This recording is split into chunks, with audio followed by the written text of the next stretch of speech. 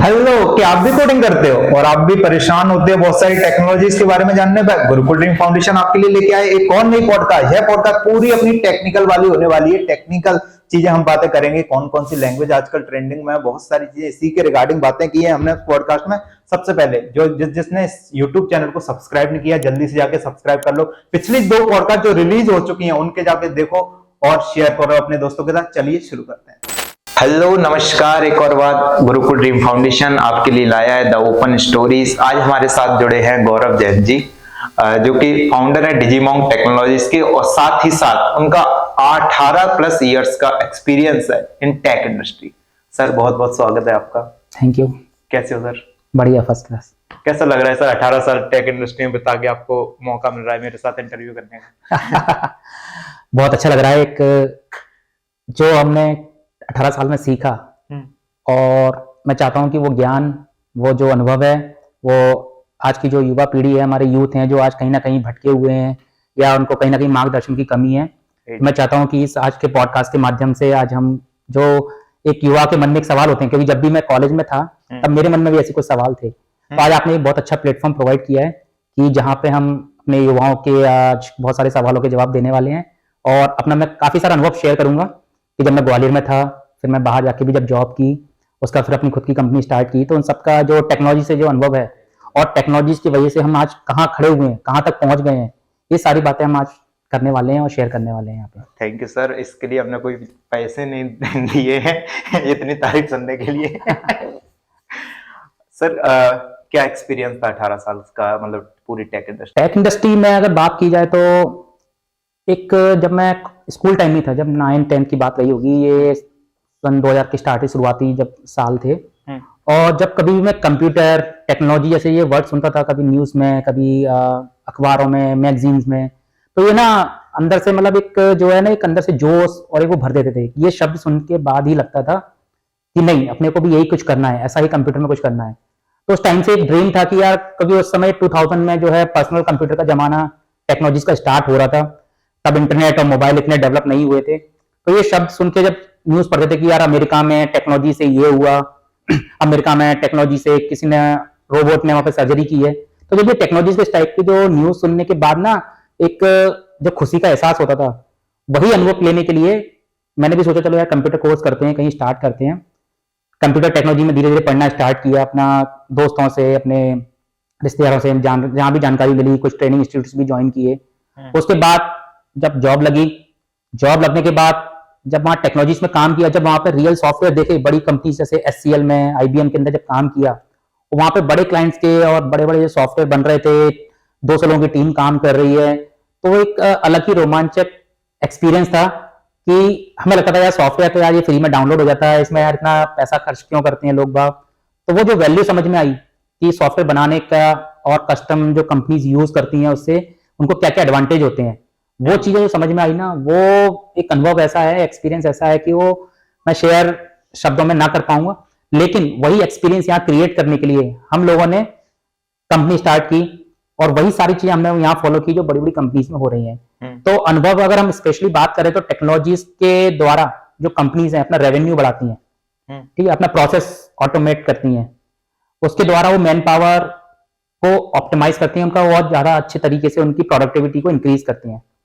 तीसरा, टेक्नोलॉजीज के द्वारा कंपनीज अपने आप को जो है बाकी जो कॉम्पिटिटर्स हैं उनसे स्टैंड आउट कर पाते हैं, क्योंकि वो टेक्नोलॉजीज को जितना जल्दी अडॉप्ट करते हैं, उसके वजह से उनका जो कस्टमर का एक्सपीरियंस है, जो कस्टमर के डिलीवरेबिलिटीज हैं, डिलीवरेबल्स हैं, कस्टमर की जो सर्विसेज हैं, वो सारी चीजें इंप्रूव होती हैं। तो टेक्नोलॉजी का जीवन के हर पहलू पर कहीं ना कहीं बहुत खासा प्रभाव है, और उससे हर चीज आपकी बची हुई नहीं है। आज की अगर आप देखें टेक्नोलॉजी के बारे में, आज युवा ज्यादा अच्छा जानता है, टेक्नोलॉजी से जुड़ा हुआ है वो, चाहे वो मोबाइल के ऊपर हो, चाहे कंप्यूटर लैपटॉप के ऊपर हो, या हम कहीं भी जाते हैं टेक्नोलॉजी का इस्तेमाल जरूर देखते हैं, सड़क पे चलते हुए भी और हर जगह। तो अनुभव तो इसका क्या ही बताएं इसमें कि बहुत कुछ है, लेकिन इसमें बात करने के लिए, जानने के लिए तो हम आगे आगे डिस्कशन करेंगे, और मैं अपना एक्सपीरियंस जो जर्नी रही है वो शेयर करता जाता हूँ। इंजीनियर्स क्या होता है, एक दूसरे से रिलेट बहुत अच्छे से करते हैं। कैसी होती है सर इंजीनियरिंग लाइफ?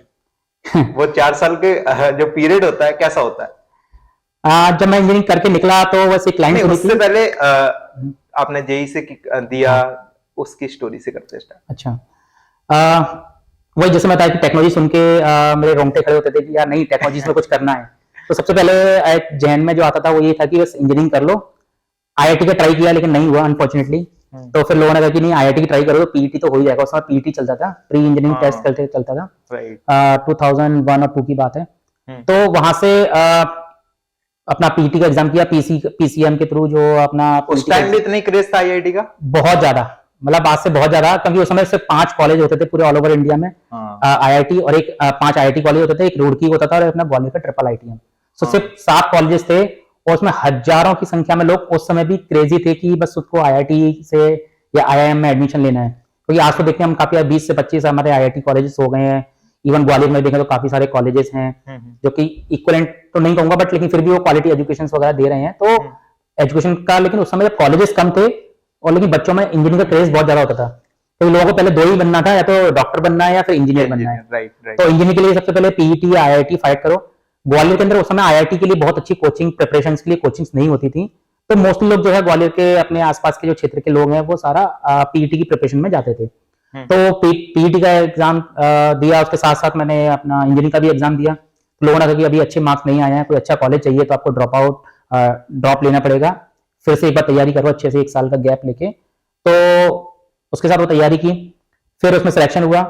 फिर वही चॉइस थी कि कॉलेज बाहर जाएं, गवर्नमेंट कॉलेज में जाएं, प्राइवेट कॉलेज में। तो उस आज के जमाने के बराबर इंटरनेट नहीं था। आज तो हम इंटरनेट पे किसी भी कॉलेज का, यूनिवर्सिटी का रिव्यू डालते हैं, हमें वहाँ पे रिव्यूज मिल जाते हैं। यूट्यूब पे कितने सारे वीडियोस मिल जाते हैं कि वहाँ का कैंपस कैसा होगा। उस समय इंटरनेट इतना पावरफुल नहीं हुआ करता था, कंटेंट की कमी थी, वेबसाइट्स की कमी थी। तो वहां पे ये जानकारी ले पाना कि कौन से कॉलेज की क्या रैंकिंग है, उस कॉलेज में कैसा है माहौल है, वहाँ पे कैसी पढ़ाई होती है, कैंपस कैसे आते हैं, वहाँ पे कंपनीज कैसे आती हैं, तो ये सारे चैलेंजेस उस टाइम पे थे। लेकिन उसके बाद फिर हमें एक चीज सिखाई गई थी, यार इंजीनियर बन जाओ। इंजीनियर एक ऐसा आदमी होता है जो कुछ भी कर सकता है। तो बस यही सी फिलॉसफी के साथ अपनी इंजीनियरिंग कर ली थी कि बस डिग्री ले लो और डिग्री करने के बाद फिर जो होगा आगे देखा जाएगा। तो कंप्यूटर साइंस वही एक मैंने कहा था कि एक हमेशा से एक रोमांचक सब्जेक्ट रहा मेरे लिए, क्योंकि हमेशा से लगता है कि यार कंप्यूटर में कुछ करना है। कंप्यूटर आजकल बहुत कुछ कर रहा है, जैसे आजकल एआई का चल रहा है, उस टाइम पे पर्सनल कंप्यूटर का एक जमाना एरा स्टार्ट हो रहा था 2000 के साथ। तो उस समय बस यही था कि कंप्यूटर साइंस से कुछ करना है, तो कंप्यूटर साइंस में अपना इंजीनियरिंग की। उसके बाद भगवान की दया से एचसीएल में कैंपस सिलेक्शन हुआ। एचसीएल के बाद फिर आईबीएम कंपनी में जॉब करते गए और अपना बस चलता रहा ऐसे ही। कॉलेजेस में सर इंटर्नशिप का क्या माहौल होता है? इंटर्नशिप के लिए देखो, अगर मैं बात करूं, जैसे हमारे टाइम पे बहुत कम चांसेस होते थे, मतलब अपॉर्चुनिटीज कम होती थी, क्योंकि ग्वालियर या इसके आसपास इतनी कंपनीज नहीं है।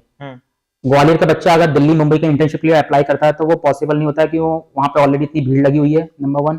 नंबर 2, वहां पे इतना कॉम्पिटिशन इतना ज्यादा है कि उनके बीच में स्टैंड आउट कर पाना बड़ा मुश्किल है। और आप अगर 1-2 महीने के इंटर्नशिप जाते हो तो ना तो आप वहां सेटल हो सकते 1 महीने 2 महीने के लिए। तब ये रिमोट वर्किंग और वर्क फ्रॉम होम ये सब कल्चर नहीं थे, आज से 15-20 साल पहले। तो आपको कंपनीज के अंदर ही जॉब करनी होती, सॉरी इंटर्नशिप ढूंढनी होती थी। आप ग्वालियर के अंदर बात करें तो उस समय आईटी और सीएस की कोई कंपनीज या ब्रांच होती नहीं थी। तो लोगों का पहले एक सपना था कि सिर्फ बस कहीं से भी एक करके डिग्री और सॉरी एक सर्टिफिकेट ले लें हम इसका इंटर्नशिप का, और कि कॉलेज की एक रिक्वायरमेंट होती थी कि आपको इंटर्नशिप करके आना है, उसका एक 45 डेज का या 60 डेज का एक सर्टिफिकेट चाहिए होता है। लेकिन आज की डेट में इंटर्नशिप को लेके बहुत ज्यादा अवेयरनेस है, अपॉर्चुनिटीज भी हैं और कंपनीज भी अवेलेबल हैं ग्वालियर के अंदर। क्यों जरूरी है इंटर्नशिप? इंटर्नशिप का एक सबसे अच्छा मैं बताता हूँ, लोगों को ये लगता है कि इंटर्नशिप से मुझे कॉलेज में एक अपना सर्टिफिकेट जमा करना है, इसलिए सिर्फ कर लेते हैं। लेकिन ऐसा नहीं है। इंटर्नशिप का जो पर्पस था, जो कॉलेज और यूनिवर्सिटी ने जो बनाया गया था, वो ये था कि जो भी आपने थ्योरी पढ़ी हुई है, जो बुकिश नॉलेज है आपकी, जो ज्ञान है आपका, उसको अप्लाई करके देखना है। क्योंकि अभी आपकी जॉब लगी नहीं है, आपने पढ़ लिया बहुत सारा, तो उसके बीच में कहीं ना कहीं इंडस्ट्री का एक गैप होता है कि हमें पता ही नहीं है कि जो नॉलेज पढ़ रहे हैं, ले रहे हैं कॉलेजेस के अंदर, वो हम कहाँ पे अप्लाई करेंगे, कैसे वो यूज में आती है। तो उसका पर्पस यही था कि आप अगले 1 या 2 महीने 3 महीने जो भी आपका इंटर्नशिप का टाइम पीरियड है, उस पीरियड के अंदर हम वो नॉलेज को अप्लाई करके देखें कि वो प्रैक्टिकली जो सीख रहे हैं क्या वो कंपनीज में अप्लाई होता नहीं होता। और यही पर्पस होना भी चाहिए, ना कि सिर्फ किस एक इंटर्नशिप का सर्टिफिकेट लेना है, क्योंकि कॉलेज में एक रिक्वायरमेंट है, कॉलेज में सबमिट करना है एक सर्टिफिकेट, और मोस्ट लोग इसी पीछे भागते हैं। मैंने भी ऐसे ही किया था कि उस समय मैंने बताया ऐसे अपॉर्चुनिटीज नहीं थी। लेकिन आज की डेट में हमारे पास इंटर्नशाला और ऐसे वर्चुअल प्लेटफॉर्म इतने सारे वर्क फ्रॉम होम की अपॉर्चुनिटीज हैं, जहां पे आप इजिली इंटर्नशिप के लिए अप्लाई कर सकते हैं, अगर जा सकते हैं कंपनीज के अंदर, तो वो वेल एंड गुड है। नहीं तो ऑनलाइन सॉरी आप घर पे रहकर भी वर्क फ्रॉम होम के या वर्चुअल तरीके से भी आप इंटर्नशिप कर सकते हैं। और इंटर्नशिप के दौरान आपका जो उद्देश्य होना चाहिए वो ज्यादा से ज्यादा लर्निंग पे होना चाहिए, सीखने के लिए होना चाहिए। कई लोग आते हैं इंटर्नशिप के नाम पे, उनको लगता है कि नहीं हमें कुछ स्टाइपेंड मिलना चाहिए, राइट कुछ इनिशियली सैलरी मिल जाए तो ज्यादा अच्छा रहेगा, तो मैं बाहर दिल्ली बेंगलोर जाके कर लूंगा।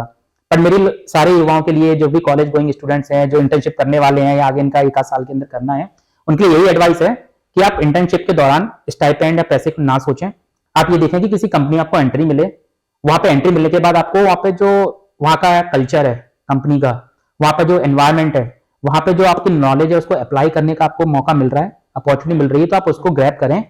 पैसा हो सकता है अभी आप 2-4-5 हज़ार रुपए के चक्कर में आप किसी अच्छी कंपनी में ना करें, या कई लोग क्या करते हैं 2-4-5 हज़ार रुपए के चक्कर में ना कई विदाउट दूसरी लाइन की अपने जॉब कर लेते हैं कि चलो पैसा तो मिल रहा है, एयरटेल स्टोर पर जाके खड़े हो गए, पता चला कि वो आईटी सिक्स ब्रांच से वहां पर कोई काम ही नहीं है, बस उनको लगता है कि पैसा मिल रहा था इसलिए वहां कर लेते हैं। सो मैं कहूंगा कि हमारा जो लर्निंग की है, चाहे आप किसी ब्रांच से कर रहे हो, सीएसआईटी ब्रांच से हैं आप, सिविल लाइन से हैं, जो भी हैं, जिस भी ब्रांच से हैं आप, उसके ही कॉरेस्पॉन्डिंग कंपनी में जाएं और वहां पे फ्री ऑफ कॉस्ट भी आपको अगर करने को मिल रही है अपॉर्चुनिटी इंटर्नशिप, तो आप वहां पे करें। और उस 2-3 महीने के दौरान वहां पे जो भी आपके सीनियर उनसे ऐसा रिलेशन बना के रखें कि वो हो सकता है आपको कंफर्म कर लें, या जब आपकी डिग्री कंप्लीट हो तो वो आपको हायर कर लें। तो वो कब करेंगे? वो जब आपका वहां पे वर्किंग का जो आपका जो स्टाइल है, जो नॉलेज है, वो कितना इफेक्टिव रहता है। तो जहां पे भी आपको अपॉर्चुनिटी मिल रही है इंटर्नशिप करने के लिए, प्लीज उसको करें, अच्छे से करें, और वहां पे जो भी आपके सीनियर है, सुपरवाइजर है, उनके साथ अच्छी बॉन्डिंग बना के चलें, ताकि आपको आगे जॉब लेने में हेल्प हो। और वहां पे नहीं भी कंटिन्यू करते हैं, लेकिन अगर आपने अच्छी जगह से इंटर्नशिप की होती है तो आगे जॉब में उसका डेफिनेटली उसका फायदा मिलता है। जैसे हम लोग भी देखते हैं, मेरे पास कई कैंडिडेट्स आते हैं, तो कॉलेज पास आउट होते हैं, फ्रेशर्स होते हैं, लेकिन हम देखते हैं कि उन्होंने इंटर्नशिप कहाँ की, तो उससे भी उनका एक पता चलता है कि हाँ यार, जब कॉलेज टाइम पे इतना एक्टिव रहा होगा या रही होगी कि इसने इस कंपनी में जाकर इंटर्नशिप कर ली, तो जरूर इसमें कोई बात होगी। तो इसको एक इंटरव्यू का एक मतलब एक सिलेक्शन क्राइटेरिया आपका बढ़ जाता है, वेटेज जो है बढ़ जाता है आपका, कि आपने इंटर्नशिप अच्छी जगह से की हुई है, तो एक कंपनी की दूसरी कंपनी में भी जब आप अप्लाई करते हैं एज ए फ्रेशर भी, लेकिन आपके चांसेस बढ़ जाते हैं वहां जाके। सर कई सारी कॉलेजेस, अगर बड़ी कॉलेजेस को छोड़ दे, आईआईटी एनआईटी वगैरह को, तो कई सारी कॉलेजेस में इंटर्नशिप के लिए आती नहीं है कंपनी, और जो ऑफ कैंपस जो होते हैं उसमें बहुत ही कम अपॉर्चुनिटीज मिलती हैं। बिल्कुल। एक बच्चा आईआईटी का स्मार्ट हो सकता है डेफिनेटली, कुछ क्या फैक्टर रहता है? पहली बात ये कि आईआईटी और स्मॉल कॉलेजेस में क्या फैक्टर रहता है, डिफरेंस इसमें सबसे ज्यादा एक सराउंडिंग का होता है। हाँ। वहां पे जैसे हम लोग, जैसे स्कूल हो या कॉलेज हो या अपनी लोकेलिटी हो, कॉलोनी हो, कोई भी हो, हम जिस माहौल में रहते हैं हमारे आसपास के लोग भी वैसे ही होते हैं। अगर मैं बात करूं छोटे कॉलेज को कंपेयर करते हैं आईआईटी से, तो जहां छोटे कॉलेज वाले सोच पाते हैं, जहां तक आईआईटी में वहां से स्टार्ट कर रहे होते हैं आगे। लाइक हम लोग सोचेंगे कि यार चलो मैं जॉब मिल जाए 10,000 की, 15,000 रुपए की, 20,000 रुपए की, लेकिन आईआईटी का सपना होता है कि मुझे 40 लाख 50 लाख का पैकेज मिले। तो उनकी थिंकिंग पावर जो है, जो उनकी सोच है, जो ब्रॉड है, वो उनको वहीं से मिल रही है। क्यों? क्योंकि आईआईटी के जो आसपास के जो उनके जो साथ पढ़ने वाले बच्चे हैं, टीचर्स हैं, तो उनको ब्रेन में आज ही उनको ऐसा प्लान किया जा रहा है कि नहीं, आपको एक बड़ा काम करना है और आप बड़ा काम कर सकते हो। सिर्फ एक साइकोलॉजी का फर्क है। उनको पहले ऐसा उसको नर्चर किया जा रहा है कि वो बड़ा काम कर सकते हैं, वो बड़े जॉब के लिए बन रहे हैं, तैयार हो रहे हैं, तो उनकी सोच वहां से स्टार्ट होती है। हम लोगों का अगर देखा जाए, ग्वालियर में बात करो तो लोग क्या सोच रहे हैं, यार कहीं से 15-20 हजार का भी जॉब मिल जाए तो मजा आ जाएगा, स्टार्ट हो जाएगा। तो हम लोग सोच ही नहीं रहे हैं वहां तक, सिर्फ सोच का फर्क है, बाकी ऐसा कुछ नहीं है। नॉलेज बुक्स वही है, सिलेबस वही है जो एक छोटे कॉलेज में है या एक आईआईटी का है, थोड़ा डिफरेंस होगा डेफिनेटली, बट बहुत ज्यादा उससे फर्क नहीं पड़ेगा कंपनी लेवल पर। लेकिन जो थिंकिंग जो 4 साल में डेवलप हो रही है, वहां पे जो सराउंडिंग्स हैं, वहां के स्टार्टअप्स आप देखो आईआईटी के, वो जो प्रोडक्ट की जो प्रॉब्लम पे काम कर रहे होते हैं, वो उनका लेवल ही अलग होता है। हम उस प्रॉब्लम के बारे में भी सोचते ही नहीं है। हमें लगता है यार ये प्रॉब्लम कौन खरीदेगा, यार ये कौन लेगा, या इस पर क्या प्रोडक्ट डेवलप होगा, या ये कहाँ काम आएगी। लेकिन वो लोग करते हैं, उस पर रिसर्च करते हैं, उनका रिसर्च बहुत अच्छा होता है, उनकी जो लॉजिकल थिंकिंग होती है वो बहुत अच्छी होती है, क्रिटिकल थिंकिंग अच्छी होती है, एनालिसिस उनके बहुत अच्छे होते हैं। क्यों होते हैं? क्योंकि वो उस पर सोच पा रहे हैं, वहां तक वो देख पा रहे हैं कि ये चीज काम आएगी। हमारे यहाँ छोटे कॉलेजेस में बस ये है कि डिग्री लेनी है और मुझे कोई छोटी सी जॉब करनी है, तो मैं अपने आप को वहीं पे बाउंड कर लिया कि मुझे इससे आगे जाना ही नहीं है, मुझे इससे ज्यादा सोचना नहीं है, रिसर्च वगैरह मुझे करनी नहीं है। तो इसलिए हमारे यहाँ जो है रिसर्च पे बहुत ज्यादा काम नहीं होता। कॉलेजेस में लैब होती हैं पर बहुत ज्यादा इफेक्टिव नहीं होती, उतना ही है जो सिलेबस में प्रैक्टिकल में आना है उतना कर लिया, दैट इज इट। तो वो एक डिफरेंस है कि बड़े कॉलेजेस में, आईआईटी या एनआईटी कॉलेजेस में जो होता है उनका जो क्रिटिकल थिंकिंग जो डेवलप की जाती है वो उसको डिफरेंशिएट करती है उसको, और वहीं से बच्चे जो हैं अपने आप को अलग कर पाते हैं। सर आपके अकॉर्डिंग एक इंजीनियर की आइडियल कॉलेज लाइफ क्या होनी चाहिए? कॉलेज के टाइम पे देखो दो कई लोग होते हैं, और अगेन यहाँ पे मैं एग्जांपल सेम दूंगा सराउंडिंग्स का। हाँ। कई लोगों को लगता है कि 4 साल कॉलेज के मिले हैं, इसको अच्छे से जी लो, घर वालों से दूर रह रहे हैं, आराम से कुछ भी मौज मस्ती कर लो, खाना पीना और ये सब करना, एक ही वाली लाइफ हो गई।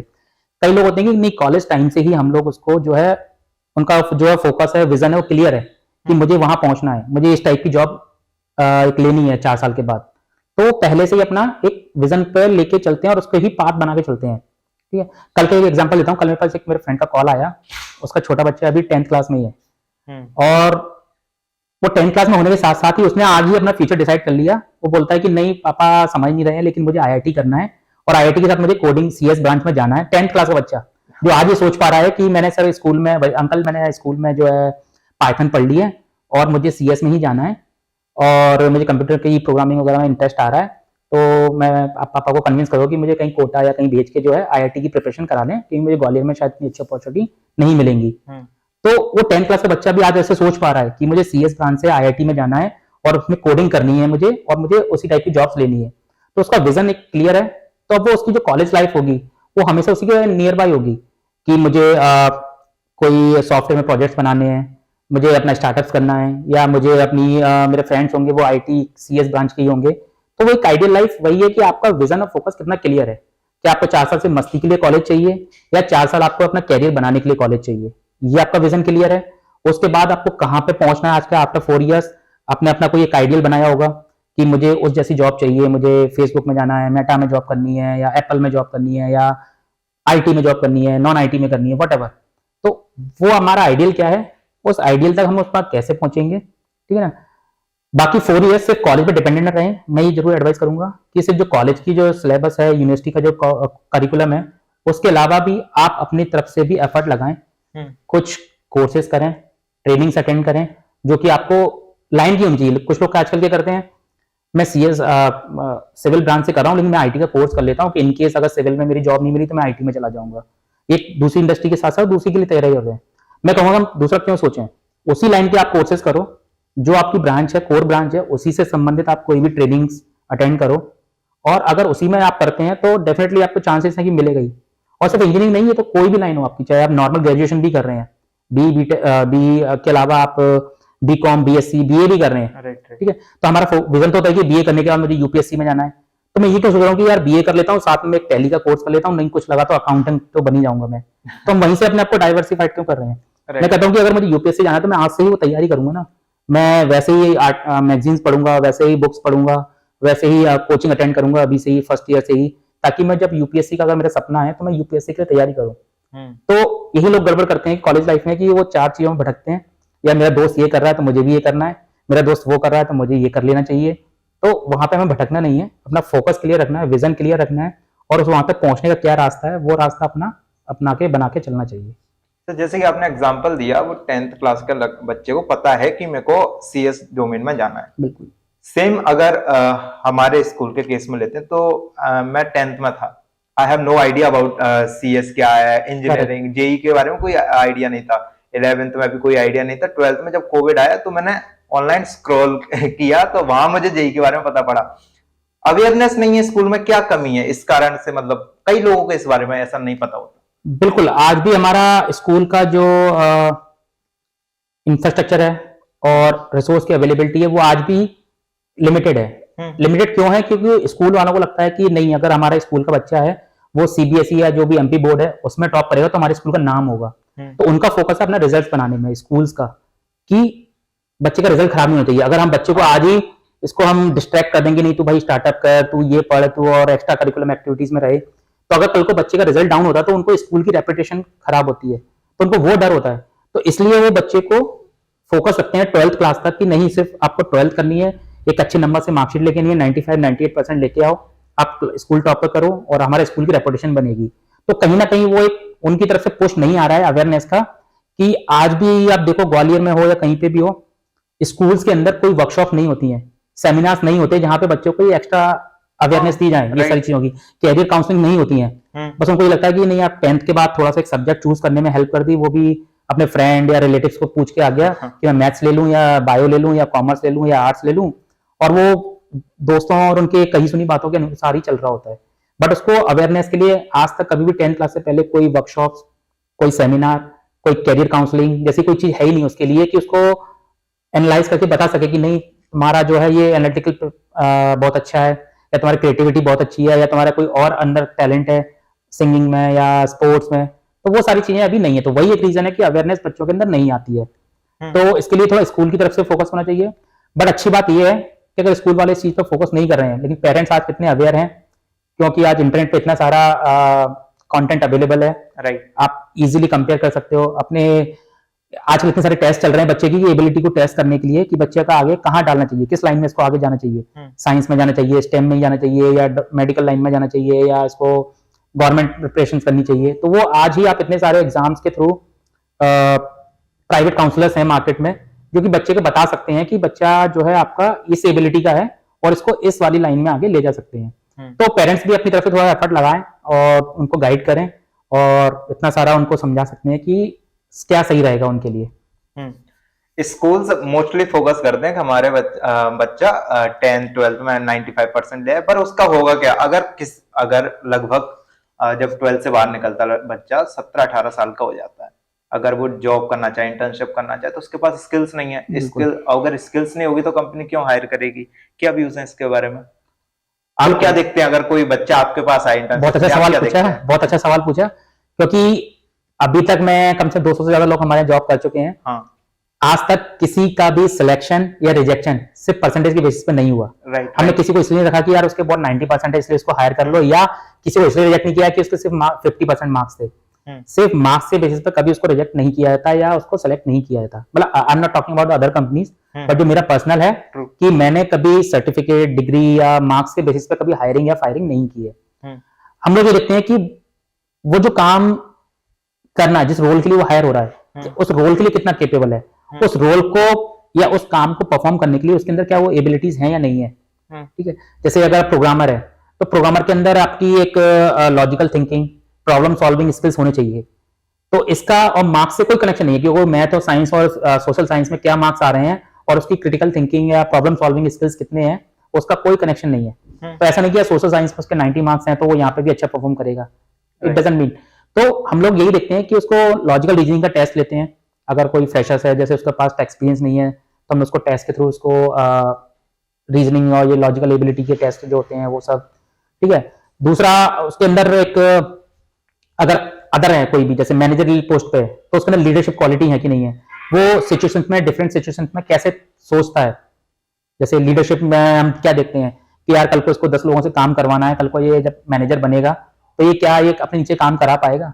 तो फिर उसके लिए हम उसको प्रॉब्लम सॉल्विंग स्किल्स नहीं देखते उतनी ज्यादा, लेकिन लॉजिकल रीजनिंग नहीं देखेंगे, बट उसकी लीडरशिप क्वालिटीज है कि नहीं है, वो इनिशिएटिव ले पा रहा है नहीं ले पा रहा, वो अपनी बात स्टैंड कर पा रहा नहीं कर पा रहा, वो अपनी बात सामने 4 लोगों के रख पा रहा नहीं रख पा। तो ये क्वालिटीज हम मेजर करते हैं।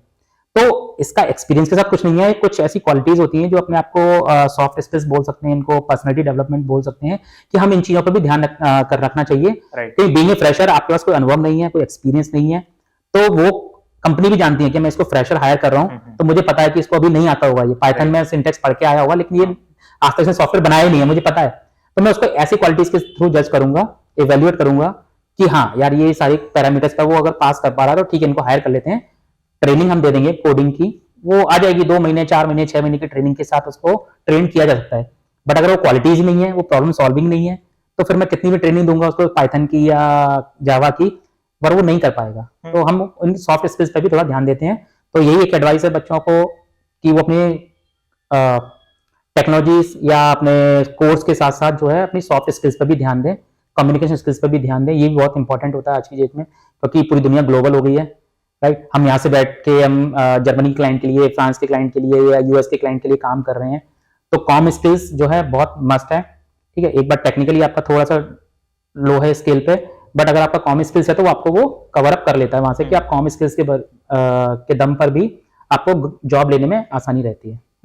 जब कोई इंजीनियरिंग लाइफ में एंटर करता है तो उसके अराउंड बहुत सारी चीजें घूम रही होती हैं, कई सारी प्रोग्रामिंग लैंग्वेज, सी करे, C++, पाइथन करे, उसके बाद DS से वेब डेवलपमेंट, कितनी सारी चीजें होती हैं। क्या करना चाहिए सर? कोई थंब रूल नहीं है कि ये टेक्नोलॉजी अच्छी है या बेकार है, थोड़ा मार्केट ट्रेंड्स के हिसाब से आप रिसर्च कर सकते हो। जैसे अगर आजकल की बात की जाए, जैसे मैं अपने टाइम की बात करूँ तो C++ जावा का उसमें बहुत ज्यादा बूम था। आज के डेट में जावा लोग नहीं पढ़ते हैं, बच्चे या सिखाने वाले इतने नहीं है। अगर आज की मार्केट में देखा जाए तो लोग पाइथन, आपका रिएक्ट, नोड या मोबाइल की एप्लीकेशन के, जो जैसे पहले मोबाइल एप्लीकेशन होता ही नहीं था तो उसकी कोई टेक्नोलॉजी की बात ही नहीं होती थी, लेकिन आज एंड्रॉयड, iOS की प्रोग्रामिंग लैंग्वेजेस की बात होती है। तो हमें कभी उसमें भटकना नहीं चाहिए, पढ़ना नहीं चाहिए कि नहीं यार मुझे वो लैंग्वेज वाला ज्यादा कमाएगा या ये लैंग्वेज वाला कम कमाएगा। टेक्नोलॉजीज का बहुत ज्यादा सैलरी या आपकी कंपनीज पर फर्क नहीं पड़ता है, ठीक है। हाँ, लेकिन आप थोड़ा सा रिसर्च करके मार्केट में भी ट्रेंडिंग क्या है, किस टाइप की हायरिंग निकल रही है, तो ये पता करने के लिए आप क्या कर सकते हो, वैकेंसीज देखें कि मार्केट में किस टाइप की वैकेंसी ज्यादा आ रही है आजकल। एनालाइज कर सकते हो आप कि आपने डाला कि कंप्यूटर साइंस इंजीनियर, तो उसमें आ जाएगा कि पाइथन डेवलपर्स की ज्यादा हायरिंग आ रही है, एंगुलर में आ रही है, रिएक्ट में ज्यादा आ रही है, मोबाइल एप्लीकेशन डेवलपर्स की ज्यादा आ रही है। तो हम उससे अंदाजा लगा सकते हैं कि अभी, और फिर लास्ट 2-3 साल का ट्रेंड देख सकते हैं कि कौन सी टेक्नोलॉजीज अभी बूम कर रही है। जैसे अभी आजकल देखें तो एआई का बहुत ज्यादा चल रहा है, ठीक है। डेटा साइंस का भी बीच में 2-3 साल से बहुत ज्यादा आ रहा है कि डीएसए, डेटा साइंस और आपका मशीन लर्निंग, इस टाइप की प्रोग्रामिंग लैंग्वेजेस के लिए ओपनिंग्स बहुत ज्यादा आ रही है, क्योंकि मोस्टली कंपनीज काम कर रही हैं इसके अंदर। तो यही हम, मतलब मैं ऐसा कुछ नहीं कहूंगा कि ये इस पर ज्यादा पैसा है, ये करें या नहीं करें।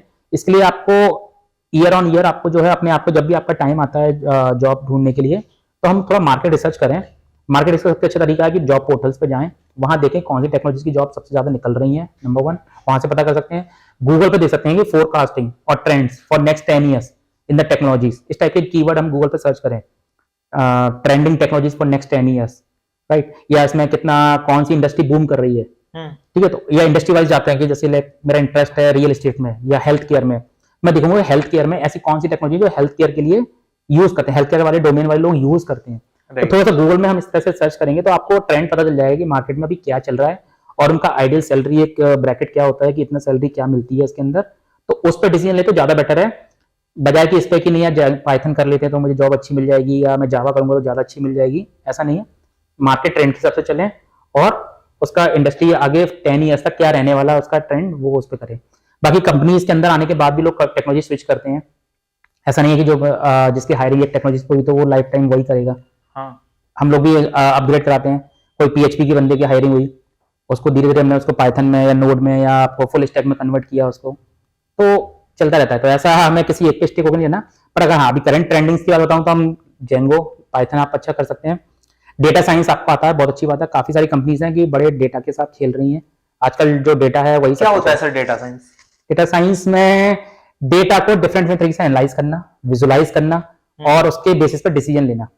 आप एक एग्जांपल लेते हैं, जैसे कि कोरोना की बात करें, कोरोना के टाइम पे हमारे इंडिया की पॉपुलेशन में सबको वैक्सीन लगाई गई, ठीक है। अगर 100 करोड़ लोगों को 2 शॉट्स लगे वैक्सीन के तो कितने, आपको 200 करोड़ रिकॉर्ड्स हो गए आपके पास। अब 200 करोड़ के डिसीजन कितने लेने हैं आपको, या गवर्नमेंट को आगे प्रिपरेशन करनी है कि अगर ऐसे पेंडेमिक्स फिर कभी कोई और आती है फ्यूचर में तो हम कैसे उससे फाइट करेंगे। तो मैं वो 200 करोड़ डेटा को मैं डिफरेंट उससे डिसीजन निकाल सकता हूँ। लाइक गांव में कितने लोगों ने वैक्सीन लगवाई, शहरों में कितने लगाई, एज ग्रुप क्या था मेरा 20 ईयर्स से लेके 30 ईयर्स, 30 ईयर्स से 40 ईयर्स, 40 ईयर्स 50 ईयर्स, तो मेरे पास वो डेटा आ गया। तीसरा मेरे पास आ गया कि कितने लोगों ने एक बार लगाई, कितने लोगों ने 2 लगाई, तो उन्होंने जिस नॉर्थ साइड में ज्यादा लगाई, साउथ साइड में ज्यादा लगाई। तो इस डेटा को डिफरेंट तरीके से देखना जिससे कि डिसीजन लेने में, चाहे वो कंपनी हो, चाहे गवर्नमेंट हो या कोई भी हो, अगर हमारे पास डेटा होगा तो मैं ग्रोथ के लिए बहुत अच्छे तरीके से उसमें डिसीजन ले पाऊंगा और मैं ये एनालाइज कर पाऊंगा कि मुझे आगे फ्यूचर में उसका स्टैट्स को देखते हुए, ट्रेंड्स को देखते हुए, या किन लोगों को कहां पे मुझे ज्यादा इंप्रूवमेंट करना है और कहां पे मुझे कम इंप्रूवमेंट करना है, या कहां पे मुझे ज्यादा फोकस करना है, या कहां पे मुझे ज्यादा अपने रिसोर्सेस लगाने हैं। तो ये सारे डिसीजन कंपनीज के अंदर भी होता है। जैसे ई कॉमर्स की बात करें हम, अमेजोन पे, अमेजोन A to Z सब कुछ मिलता है, उनके खुद 20 लाख से ज्यादा प्रोडक्ट्स हैं। अब कौन सा प्रोडक्ट उनका ज्यादा ग्रोइंग है, ज्यादा प्रॉफिटेबल है, ज्यादा मार्जिन है, जिसकी डिमांड ज्यादा आती है, तो वो उनके इतने सारा डेटा है, उनके जो इतने 10-15 करोड़ कस्टमर्स हैं, 20 लाख प्रोडक्ट्स हैं, तो डेटा को एनालाइज करके ही वो प्रिपेयर रहते हैं कि आगे फोरकास्ट कर पाते हैं। वो डेटा साइंस की वजह से फोरकास्ट कर पा रहे हैं कि मेरा ये प्रोडक्ट इस समय ज्यादा सेल आएगा, या दिवाली के टाइम पे हमारा इस टाइप के लग्जरी प्रोडक्ट्स या होम डेकोरेशन के प्रोडक्ट ज्यादा चलते हैं, तो हमें वो अपना स्टॉक उतना मेंटेन करके रखना है। तो उसके वो 6 महीने पहले प्रिपरेशन करते हैं, कंपनीज को ऑर्डर दे देते हैं कि भैया उनके पास डेटा है लास्ट 5 या 10 ईयर्स का कि दिवाली पे ये आइटम हमारे बहुत ज्यादा सेल होते हैं, इस पार्ट में ज्यादा सेल होते हैं, सेंट्रल इंडिया में ये चलता है, नॉर्थ इंडिया में ये चलता है, ईस्ट इंडिया में ये चलता है। तो वो उसकी बेसिस पे डिसीजन ले पाता है। Data science is nothing but you have a huge data, large data, और उसको डिफरेंट डिफरेंट तरीके से विजुअलाइज कर पाना। उसके वो साइंटिस्ट हो गए क्योंकि वो उसका डेटा को जो है मैनिपुलेट कर पा रहे हैं, उससे डिसीजन अपना निकाल पा रहे हैं, कुछ उससे एनालिसिस करने के बाद उसके बेसिस पे कुछ ऐसे डिसीजन लेते हैं जिससे कि कंपनी की ग्रोथ आगे बढ़े। तो मोस्टली कंपनी आज इस पे काम कर रही है डेटा साइंस के ऊपर, ठीक है। डेटा डिफरेंट डिफरेंट तरीके की आज जो पॉलिसीज बनती हैं, गवर्नमेंट जो पॉलिसीज बनाता है वो सब इसी डेटा के बेसिस पे बनाते हैं कि हमें कहाँ पे कितना रिसोर्स चाहिए होगा और अगले 5 या 10 या 20 ईयर्स में हमें क्या क्या नीड होंगी, वो आप डेटा एनालिसिस करके आज ही बता देते हो कि आगे का फोरकास्टिंग कर पाते हैं। डेटा साइंस के साथ एक वर्ड और जुड़ता है, मशीन लर्निंग। मशीन लर्निंग क्या होता है ये, क्या डिफरेंस है इन दोनों में? मशीन लर्निंग आजकल आपने एक सुना होगा, बहुत एआई चल रहा है, artificial intelligence. Artificial intelligence is nothing but वो एक टर्म है, कॉन्सेप्ट है, बट बिहाइंड द सीन उसके अंदर हमने मशीन हम बोलते हैं कंप्यूटर को बेसिकली। एक कंप्यूटर है, हार्ड डिस्क है, प्रोसेसर है, सब कुछ है, लेकिन एआई की कुछ ऐसी प्रोग्रामिंग लैंग्वेजेस हैं जो वो मशीन को हम जो है डेटा प्रोवाइड कर रहे हैं, millions of billions of terabyte में हम रिकॉर्ड्स हम उसको फीड कर रहे हैं, और वो जो प्रोग्रामेटिकली वो मशीन जो है वो इतना डेटा मिल चुका है, उसको फीड हो रहा है इतना ज्यादा ऑनगोइंग बेसिस पे, डेली बेसिस पे, कि वो अपने आप से डिसीजन ले पा रही है मशीन। इसी को बोलते हैं मशीन लर्निंग। वो मशीन ना कॉन्टिन्यूसली लर्निंग कर रही है।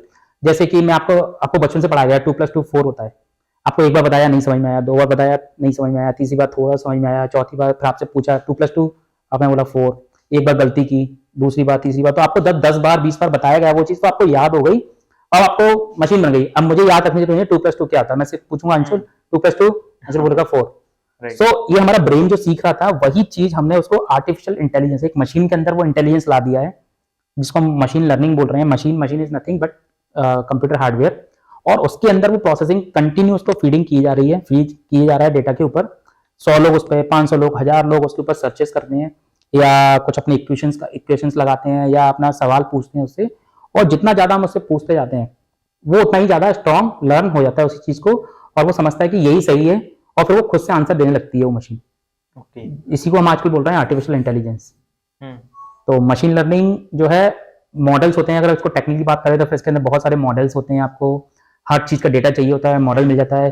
जैसे अभी आपने सुना होगा कि ग्वालियर के अंदर वो सिग्नल्स लगाए गए हैं जो कि ऑटोमेटिकली डिटेक्ट कर लेते हैं गाड़ी का नंबर, अगर कोई वो रूल ब्रेक करते हैं, अगर वो बिना हेलमेट के चला रहे हैं, या ट्रिपलिंग कर रहे हैं, या वो लाइन क्रॉस कर रहे हैं, आपका रेड लाइट क्रॉस कर रहे हैं, जंप कर रहे हैं, तो मशीन लर्निंग ही है कि उसके अंदर वो लगा हुआ है, वो सेंस कर लेता है कि इसने अभी कौन सा रूल ब्रेक किया है, और उसके अकॉर्डिंग उसका चालान बना के वो घर पे भेज देता है। तो this is also one of the example of machine learning, कि उसके अंदर हमने कुछ रूल्स फीड किए हुए हैं कि अगर वो इतने फीट से ज्यादा आगे निकल जाए, ये लाइट हो रही है इतने सेकंड्स के बाद वो बाहर निकल जाए, तो ये रूल्स हमने मशीन के अंदर फीड किए हुए हैं। अब उसके अंदर ग्वालियर के अंदर पर डे लाखों गाड़ियां उस कैमरे के आगे से गुजर रही हैं, तो वो सबका डेटा देखते देखते वो इतना इंटेलिजेंस हो गई है, मशीन को खुद ही बता देती है कि यार इसने रेड लाइट जंप करी है, अब इसका इतने का चालान बनना चाहिए, और वो चालान ऑटोमेटिक घर पे आ जाता है। So this is the machine learning. Right sir, कितना आगे बढ़ चुका है एआई? लाइक जो हम मूवीज में देखते थे ना, रोबोट वाले, चिट्टी, तो क्या ऐसा होगा, ऐसे रोबोट्स बन पाएंगे? कितना और आगे जाएगा? कुल होगा, और इससे बहुत आगे जाएंगे। अभी ये जो शुरुआत है, जैसे कहते हैं कि लाइट हो आपका, या फायर है, या now AI is a good servant but a bad master. ठीक है, आप उसका पॉजिटिव साइड देखेंगे तो आपने बहुत लाइफ आसान की है, बहुत सारे चीजें आपकी फास्ट हुई हैं, इजी हुई हैं, और डिसीजन मेकिंग आपकी बड़ी हुई है, अच्छी हुई है। लेकिन उसका जो अदर साइड है, नेगेटिव साइड भी है, डार्क साइड भी है, वो भी इसका एक, उसको हम डिनाई नहीं कर सकते कि नहीं ऐसा नहीं होगा।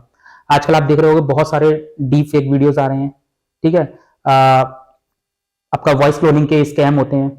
हाँ। आजकल कई फोन आ रहे हैं, मेरे को खुद कॉल आई है, मेरे पेरेंट्स को कॉल आई है कि वो मेरी आवाज में या किसी और की आवाज में जो है कुछ भी मतलब पैसे मांग रहे हैं, या बोल रहे हैं कि ये हो गया वो हो गया, इस टाइप की। तो उसका जो डार्क साइड है वो है। तो वो चिट्टी जैसे उसमें था, वो बनाया उसने अच्छे के लिए था।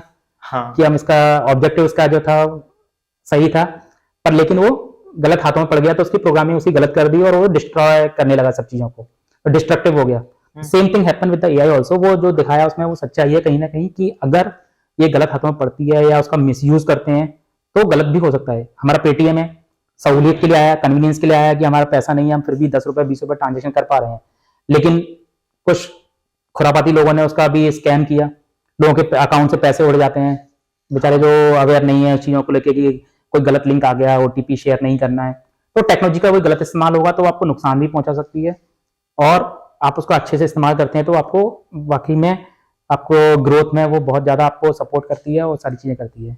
तो एआई पता नहीं आगे कहाँ जाएगा, एक सब कुछ ब्लरी है अभी, हाँ। पर हाँ उसके फायदे हैं, पॉजिटिव साइड है डेफिनेटली 80% 90%, बट उसके 20% कुछ खुरापाती लोगों की वजह से उसका डार्क साइड भी है, जो कि कुछ उसके बिजनेस इंपैक्ट भी हो सकते हैं आगे चल के। हो सकता है कि नया वर्ल्ड वॉर सिर्फ एआई से हो, रोबोटिक से हो, उसकी मशीन लर्निंग में जो फीड कर दिया गलत अगर डिसीजन या गलत उसके अंदर मेमोरी फीड कर दी गई तो वो डिस्ट्रक्टिव भी हो सकता है, पूरी दुनिया स्पॉइल भी हो सकती है उससे। So let's see. Tech industry पे क्या इम्पैक्ट है? टेक इंडस्ट्रीज में है इम्पैक्ट है, आई वुड से कि पहले जो काम करते थे डेवलपर, जैसे मैं अपना अपनी कंपनी में एग्जांपल देता हूँ, लोगों को जैसे डेवलपर्स हैं कोई प्रॉब्लम आती थी पहले ढूंढते थे, उस प्रॉब्लम को सॉल्व करने में उनको हो सकता है 1 दिन 2 दिन लग जाते थे, बट अभी आजकल वो एआई का यूज कर रहे हैं, चैट जीपीटी का यूज करते हैं, और वो प्रॉब्लम चैट जीपीटी से पूछ रहे होते हैं, तो वो प्रॉब्लम जो 2 दिन की सॉल्व करने वाली थी वो 2 घंटे के अंदर लेके आ जाते हैं, तो कहीं ना कहीं उससे प्रोडक्टिविटी बढ़ी है। ठीक है, और भी कई सारे एग्जाम्पल्स हैं, जैसे कि अपना टेक इंडस्ट्री पे राइटिंग को जनरेटिव एआई जब से आया तब से स्पेशली बहुत ज्यादा फर्क पड़ा है। जैसे आप लोग मेरे लिंक्डइन की पोस्ट देखते होंगे, मतलब उसमें से मेरे 70% पोस्ट मैं नहीं लिखता, मेरा एआई लिख रहा होता है। कई सारे ऐसे ऑटोमेटेड टूल्स लगा रखे हैं कि कई बार मुझे पता ही नहीं होता, बस मैंने उसको फीड कर दिया कि मुझे हर बार आपको इस टाइप की पोस्ट डालनी है, तो वो पूरा ऑटोमेशन पे चल रहा है। तो अगेन, तो अगर पहले मैं खुद बताता हूँ पर्सनली, मैंने खुद एक अपने कॉपी राइटर्स या ये अपने मार्केटिंग वाले जो रखे हुए थे, ठीक है, वीए रखे हुए थे, वर्चुअल असिस्टेंट, जो कि ये मेरा काम करते थे, सोशल मीडिया हैंडल अकाउंट देखना, उसके लिए पोस्ट क्रिएट करना, उस पर कंटेंट जनरेट करना, ये सब करना। तो वो काम जो पे कर रहा था उसका 1/10 ओनली 1/10 मैं 10% सैलरी का अगर मैं 10% निकालूं, वो सिर्फ मैं ऑटोमेशन पे खर्च कर रहा हूँ, टूल्स पे खर्च कर रहा हूँ। Now the same tool are doing the same job which we used to do. Job खा रहा है एआई, कह सकते हैं, बट लेकिन वही अगेन यहाँ पे 2 साइड है हमारे इसके भी। जैसे आज से जब 60-70s में जब कंप्यूटर नया आया था हमारे बैंक में, पोस्ट ऑफिस में या जगह जगह, तब भी लोगों ने यही कहा था कि कंप्यूटर आ गया आप जॉब चले जाएंगे, है ना। हमारे बैंक वाले, पोस्ट ऑफिस वाले डरने लगे थे। अगर हमारे पेरेंट्स से, ग्रैंड पेरेंट्स से बात करें तो वो भी उस समय डरे हुए थे कि नहीं अब कंप्यूटर आ गया, अब जॉब चली जाएगी। Right, correct. तो पर क्या हुआ एक्चुअली, वाकई में ऐसा नहीं हुआ। जॉब गई, किसकी गई? जिन्होंने उस चीज को अडॉप्ट करने से मना कर दिया। अगर वो जिन लोगों ने उसमें कंप्यूटर सीखा, अडॉप्ट किया, आज उनकी जॉब बची हुई रही। जिन्होंने मना कर दिया नहीं अब इस एज में हम नहीं सीख पाएंगे, या कंप्यूटर हमसे नहीं चलता, इसमें ये इतना बैठना पड़ता है 10 घंटे, तो जिन्होंने इस टाइप की प्रॉब्लम क्रिएट सोची उसके साथ की प्रॉब्लम होंगी और उन्होंने अडॉप्ट नहीं किया उस टेक्नोलॉजी को समय के साथ, तो वो डेफिनेटली मार्केट से आउट हो गए। तो same thing goes here also, कि जिनको लगता है कि नहीं एआई हम नहीं करेंगे, हम नहीं सीख पाएंगे, या हमारा दिमाग इतना नहीं चलता, ये हमसे नहीं होगा, तो डेफिनेटली वो मार्केट से आउट हो जाएंगे। बट जो अडॉप्ट करेगा, समय के साथ उसके साथ चलेगा, तो डेफिनेटली वो जॉब तो नहीं खाएगा, लेकिन हाँ आपका जॉब प्रोफाइल हो सकता है चेंज हो जाए, वो कहीं ना कहीं ट्रांसफॉर्मेशन आएगा, पर आपको अडॉप्ट करना पड़ेगा। एआई से आप भाग नहीं सकते, बच नहीं सकते, दिस इज द नेसेसिटी कि आपको लेना पड़ेगा। हाँ, लेकिन आप किस इंडस्ट्री में, किस जॉब्स में है। अब आपने सुना होगा कि अभी गुड़गांव का केस है कि गुड़गांव में एक हार्ट की सर्जरी रोबोट्स ने की है। अब वो डॉक्टर्स, अब एक तरीके से डॉक्टर की जॉब जा सकती है, लेकिन कहीं ना कहीं उसको सुपरवाइज करने के लिए भी डॉक्टर्स थे, सीनियर्स थे उनके पीछे। वो रोबोट काम कर रहा है सर्जरी, बट उसके पीछे डॉक्टर्स खड़े हुए हैं। तो जिन्होंने उसको अडॉप्ट किया, जिन्होंने उसकी समझा उस टेक्नोलॉजीज को, वो उनकी जॉब बची हुई है। अब जो डॉक्टर नहीं मानेंगे वो आउट है वहां से। तो same goes with the AI also, या आज की डेट में इंडस्ट्री चाहे टेक हो या नॉन टेक इंडस्ट्री हो, आजकल नॉन टेक इंडस्ट्रीज भी एआई का बहुत यूज कर रहे हैं। रियल एस्टेट में इसका यूज हो रहा है, हेल्थ केयर में यूज हो रहा है इसका, आपका मैन्युफैक्चरिंग इंडस्ट्री में यूज हो रहा है, आपका रोबोट्स आपके सारे काम कर रहे हैं। तो ऐसा नहीं कि वहाँ पे लेबर की शॉर्टेज हो गई या लेबर उन्होंने कट शॉर्ट कर दिए, नहीं। बट हाँ, जिन लोगों ने सुपरवाइजर ने उन्होंने मशीन को चलाना सीखा, ऑपरेट करना सीखा, रोबोट्स को ऑपरेट करना सीखा, रोबोट भी क्या अपने आप से कुछ नहीं करेगा, उसको भी एक ऑपरेटर लगेगा। बट अगर आप वो अडॉप्ट नहीं करोगे, टेक्नोलॉजीज को चलाना सीखोगे नहीं, तो definitely you will be out of the market. But लेकिन अगर आप सीखते हो उसको, उसके साथ कोप अप करते हो टाइमली, तो डेफिनेटली आपकी जॉब और उसमें ग्रो करेगी, आपकी सैलरी भी बढ़ेगी उसके अंदर, और आप उसमें प्रमोशंस भी लेंगे, और डेफिनेटली आप उसमें ग्रो करेंगे उसके अंदर। सर रिसेंटली एक पोस्ट देखी मैंने जिसके अंदर बताया कि कोई एक प्लेटफॉर्म आया है जो कोड लिख सकता है, जो कोड हम 4 साल इंजीनियरिंग में सीखते हैं, जैसे लिख लिख के और वो एक प्लेटफॉर्म लिख सकता है, क्या इम्पैक्ट आएगा इसके ऊपर, या फिर क्या सीखना चाहिए अब स्टूडेंट्स को इंजीनियरिंग लाइफ में? आई थिंक उसका नाम मेविन या ऐसे कुछ नाम है उसका, आई गेस। ऐसे बहुत सारे, जैसे आपने बीच में भी आया था एक, जैसे फेक गर्लफ्रेंड थी, वो इंस्टाग्राम प्रोफाइल था फेक, जिसने गर्लफ्रेंड टाइप से उसने मिमिक किया, वो बाकायदा लोगों से चैट कर रही थी, और तो उसने एक प्रोफाइल की जगह ली, इंसान की जगह ली। ऐसे ही डेवलपर की इंडस्ट्री में भी या कोडर की लाइफ में भी ऐसे कई सारे प्लेटफॉर्म्स एआई के डेवलप हो चुके हैं। जनरेटिव एआई का एग्जांपल है कि जहां पर मैंने लिखा कि मुझे एक सोशल मीडिया वेबसाइट चाहिए, सिर्फ मुझे 2 लाइन लिखनी होती है और वो पूरा मुझे सोशल मीडिया बना के देगा। ठीक है, तो जिसके लिए हो सकता है पहले 10 डेवलपर लगते, मुझे 5-6 महीने कोडिंग करनी पड़ती, एक सर्वर चाहिए होता था, सारी चीजें काम करने पड़ती, सर्वर का चाहिए, एक टेस्टर चाहिए, डिजाइनर बनना चाहिए। तो वो सारे कोडर जो है आप जनरेटिव एआई से खुद से हो रहे हैं। ठीक है, तो अगेन यहाँ पे क्या होगा, अब मुझे कौन से लोग चाहिए होंगे जो इस सॉफ्टवेयर को चला के उसमें से मेरे लिए वेबसाइट बना दें। तो वो 10 लोगों का काम 1 लोगों के पास आ गया। अब उसकी डिमांड बढ़ गई मार्केट में, मैं ऐसे लोग ढूंढूंगा जो कि यार ऐसा प्लेटफॉर्म चला सकते हैं, क्योंकि जो मैं जिसको कोई भी बताऊंगा वो उस टाइप का उसे जनरेट करके दे दे मुझे। ठीक है, दूसरा, जो उस प्रोडक्ट को बना रहे हैं, जो प्लेटफॉर्म बना रहे हैं, उसमें भी इंजीनियर लगे होंगे। अब इनकी जॉब लगी, पहले हम लोग मिलकर प्रोजेक्ट बना रहे हैं 10 लोग, अब वो 10 लोगों ने मिलकर पहले एक प्लेटफॉर्म बना दिया, अब उस प्लेटफॉर्म पे दूसरे लोग बना रहे हैं। तो अगेन हम लोगों ने कुछ ना कुछ प्लेटफॉर्म बनाया ना। तो आप आजकल ऐसे प्लेटफॉर्म सीख सकते हैं, इसको हम आजकल बोलते हैं लो कोड नो कोड टेक्नोलॉजीज बोलते हैं। जैसे आउट सिस्टम है, मेंडल है, आपका bubble.io है, इस टाइप की टेक्नोलॉजीज हैं। इन पर हम बिना कोई ज्यादा प्रोग्रामिंग किए हुए सिर्फ ड्रैग एंड ड्रॉप और कुछ कमांड लिख के ही हम पूरा पूरा जनरेट कर सकते हैं वेब पेज, पूरा लॉजिक जनरेट कर सकते हैं, पूरी पूरी वेबसाइट जनरेट कर सकते हैं। Not only website but videos, audio, आपका बहुत सारा ऑटोमेशन कर सकते हैं। तो आप लोगों से एडवाइस यही रहेगी कि आप साथ के साथ प्रोग्रामिंग के साथ साथ low code tool no code tool सीखें। क्योंकि क्या होगा, लोग कहते हैं ना जॉब चली जाएंगी या पैसा कम हो जाएगा, पैसा उतना ही है। आज मान लो मुझे 100 रुपए खर्च करने हैं, तो मेरे पास 2 ऑप्शन है कि मैं एक लाऊं 10 रुपए वाला बंदा, उसको 10 घंटे काम करने के लिए दूंगा, उसको 100 रुपए दूंगा, मेरी जेब से 100 ही जाने हैं। मैं लूंगा, कोई दूसरा अगर मुझे आके बोलता कि मैं 100 लूंगा लेकिन मैं आपका काम 1 घंटे में कर दूंगा, तो मैं उसको 100 भी दूंगा, ज्यादा भी दूंगा, 150 भी दूंगा, तो मेरा टाइम बच रहा है यहाँ पे। तो हम मैनुअल तरीके या ट्रेडिशनल तरीके से काम करते हैं, काम अभी भी उससे होगा पर उसमें टाइम बहुत ज्यादा लगता है, तो लोग उसको पैसा देने नहीं चाहेंगे, चाहे वो जॉब्स हो, चाहे आप एज ए फ्रीलांसिंग कर रहे हैं, कुछ भी कर रहे हैं। लेकिन जहां पे ऑटोमेशन टूल्स आते हैं और उसका अगर पैसा ज्यादा भी चार्ज करते हैं, लेकिन अगर वो मेरा टाइम बचा रहा है तो definitely I am willing to pay more also. But मेरा काम जो है फास्ट होना चाहिए, जल्दी होना चाहिए और एरर फ्री होगा। जितना ज्यादा मशीन रोबोटिक्स काम करते हैं और एरर फ्री होने के चांसेस ज्यादा रहते हैं। ह्यूमन ज्यादा एरर कर सकते हैं बट कंप्यूटर और आपका एआई रोबोट्स जो है एरर कम करते हैं।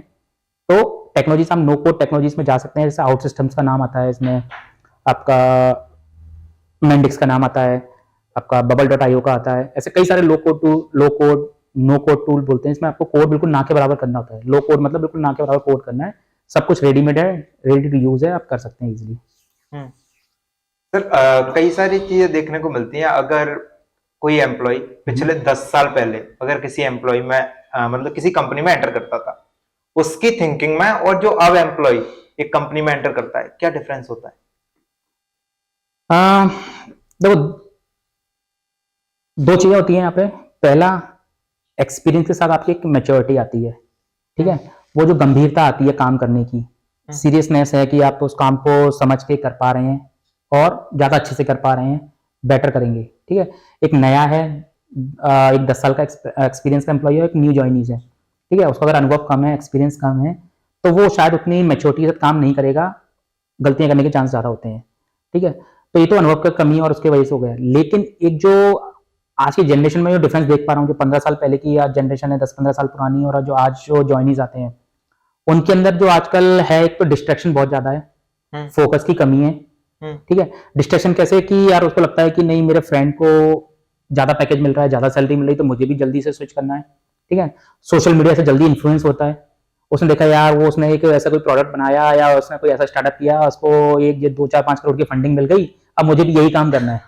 चाहे वो सक्सेस होगा नहीं होगा, वो अभी उसके लायक है नहीं है, प्रॉपर उसके बाद स्किल्स हैं या नहीं है, बट उसको ये लगता है कि नहीं मेरे फ्रेंड ने या मेरे किसी जानने वाले ने ऐसा कुछ किया है तो मुझे भी ऐसा ही कुछ करना है। तो डिस्ट्रैक्शन बहुत ज्यादा है।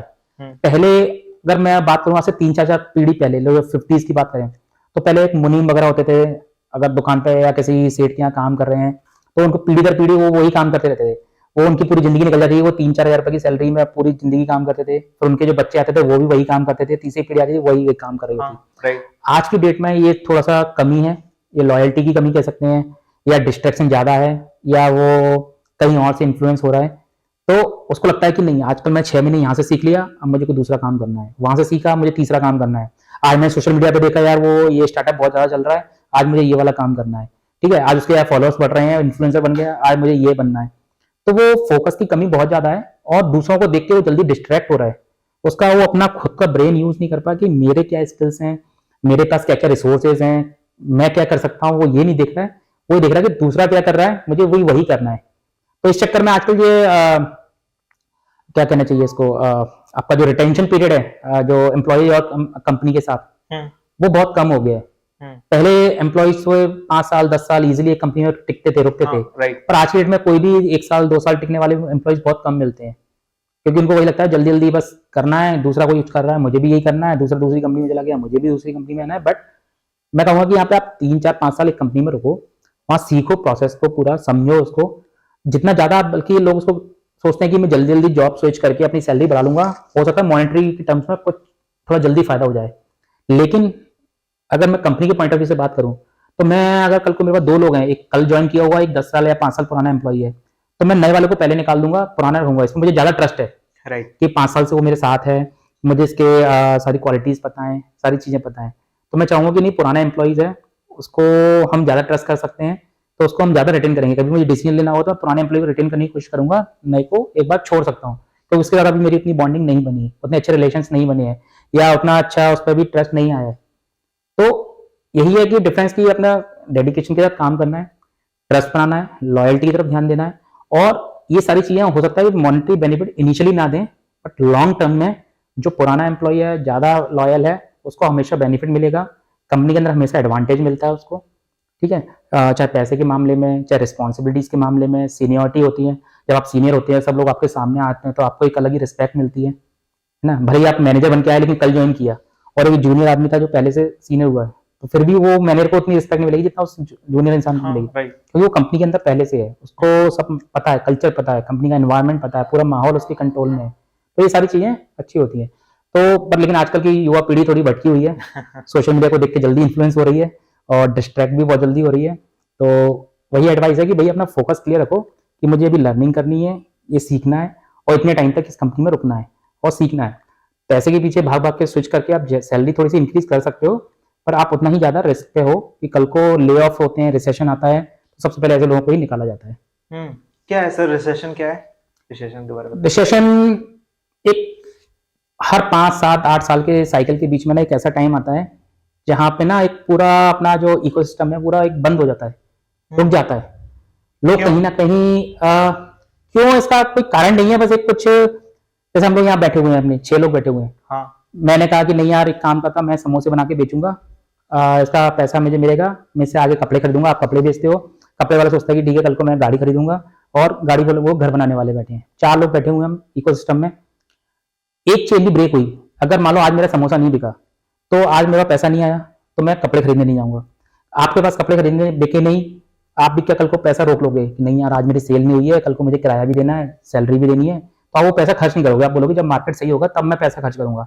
तो मैंने अपना पैसा होल्ड किया कि नहीं कल को मुझे खाना है, आपने अपना पैसा होल्ड किया, जब आपने खर्चा नहीं किया गाड़ी खरीदने पे, तो गाड़ी वाला भी रुक गया कि उसकी गाड़ी बनी हुई खड़ी है पर बिक नहीं रही है, क्यों, क्योंकि आप लेके नहीं जा रहे हो, पैसा खर्च नहीं कर रहे हो अपना, तो वो अपनी सैलरी अपने स्टाफ को कहाँ पे देगा, उसके 50-100 मजदूर मैकेनिक लगे हुए हैं, उसकी सैलरी रुक गई है, मैं बोलूंगा एक काम करता हूँ मैं अपने 20 मजदूर कम कर देता हूँ अभी, क्योंकि अभी जब मेरी गाड़ी की सेल आएगी तब मैं दोबारा हायर कर लूंगा।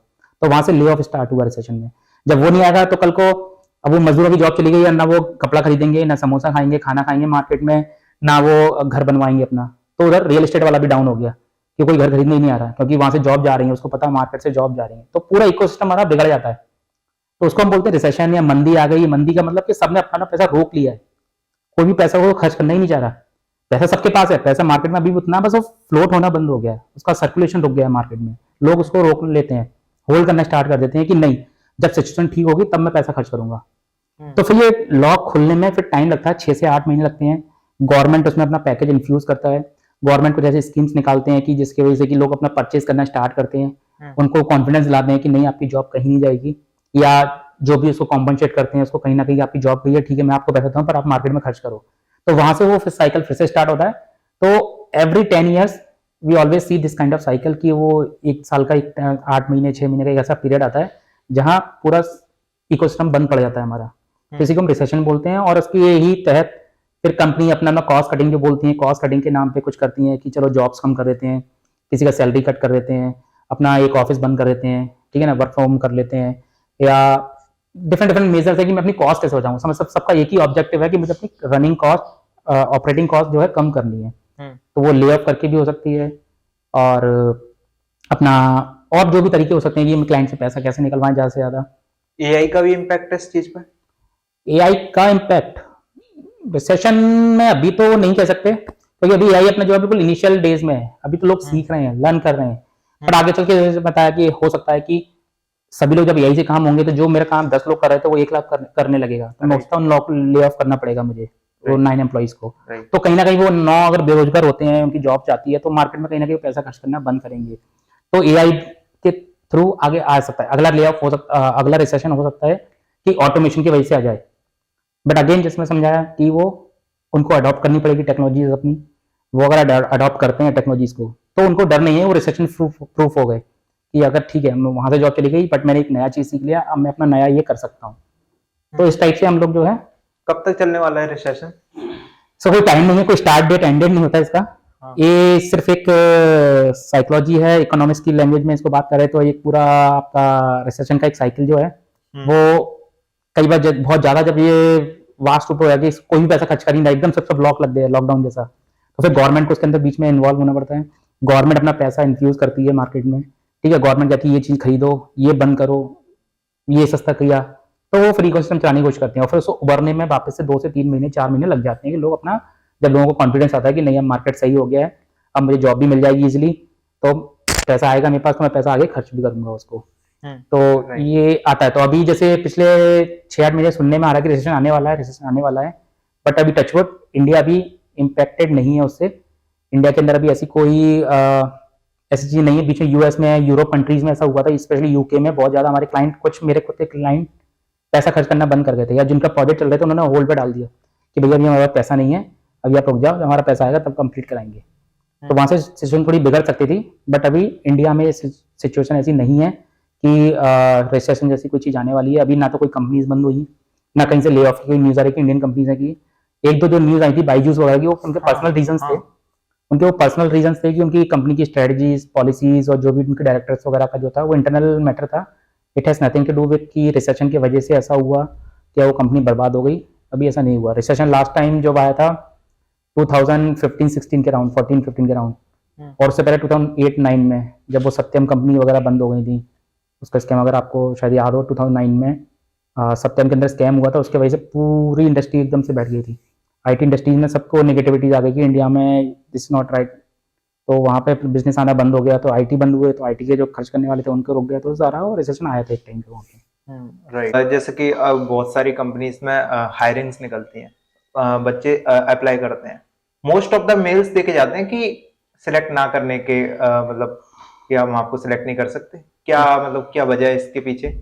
या ये रिसेशन का कुछ इसमें रोल है, या फिर इनके सीवी में कोई कमी है, क्या कमी है इसमें?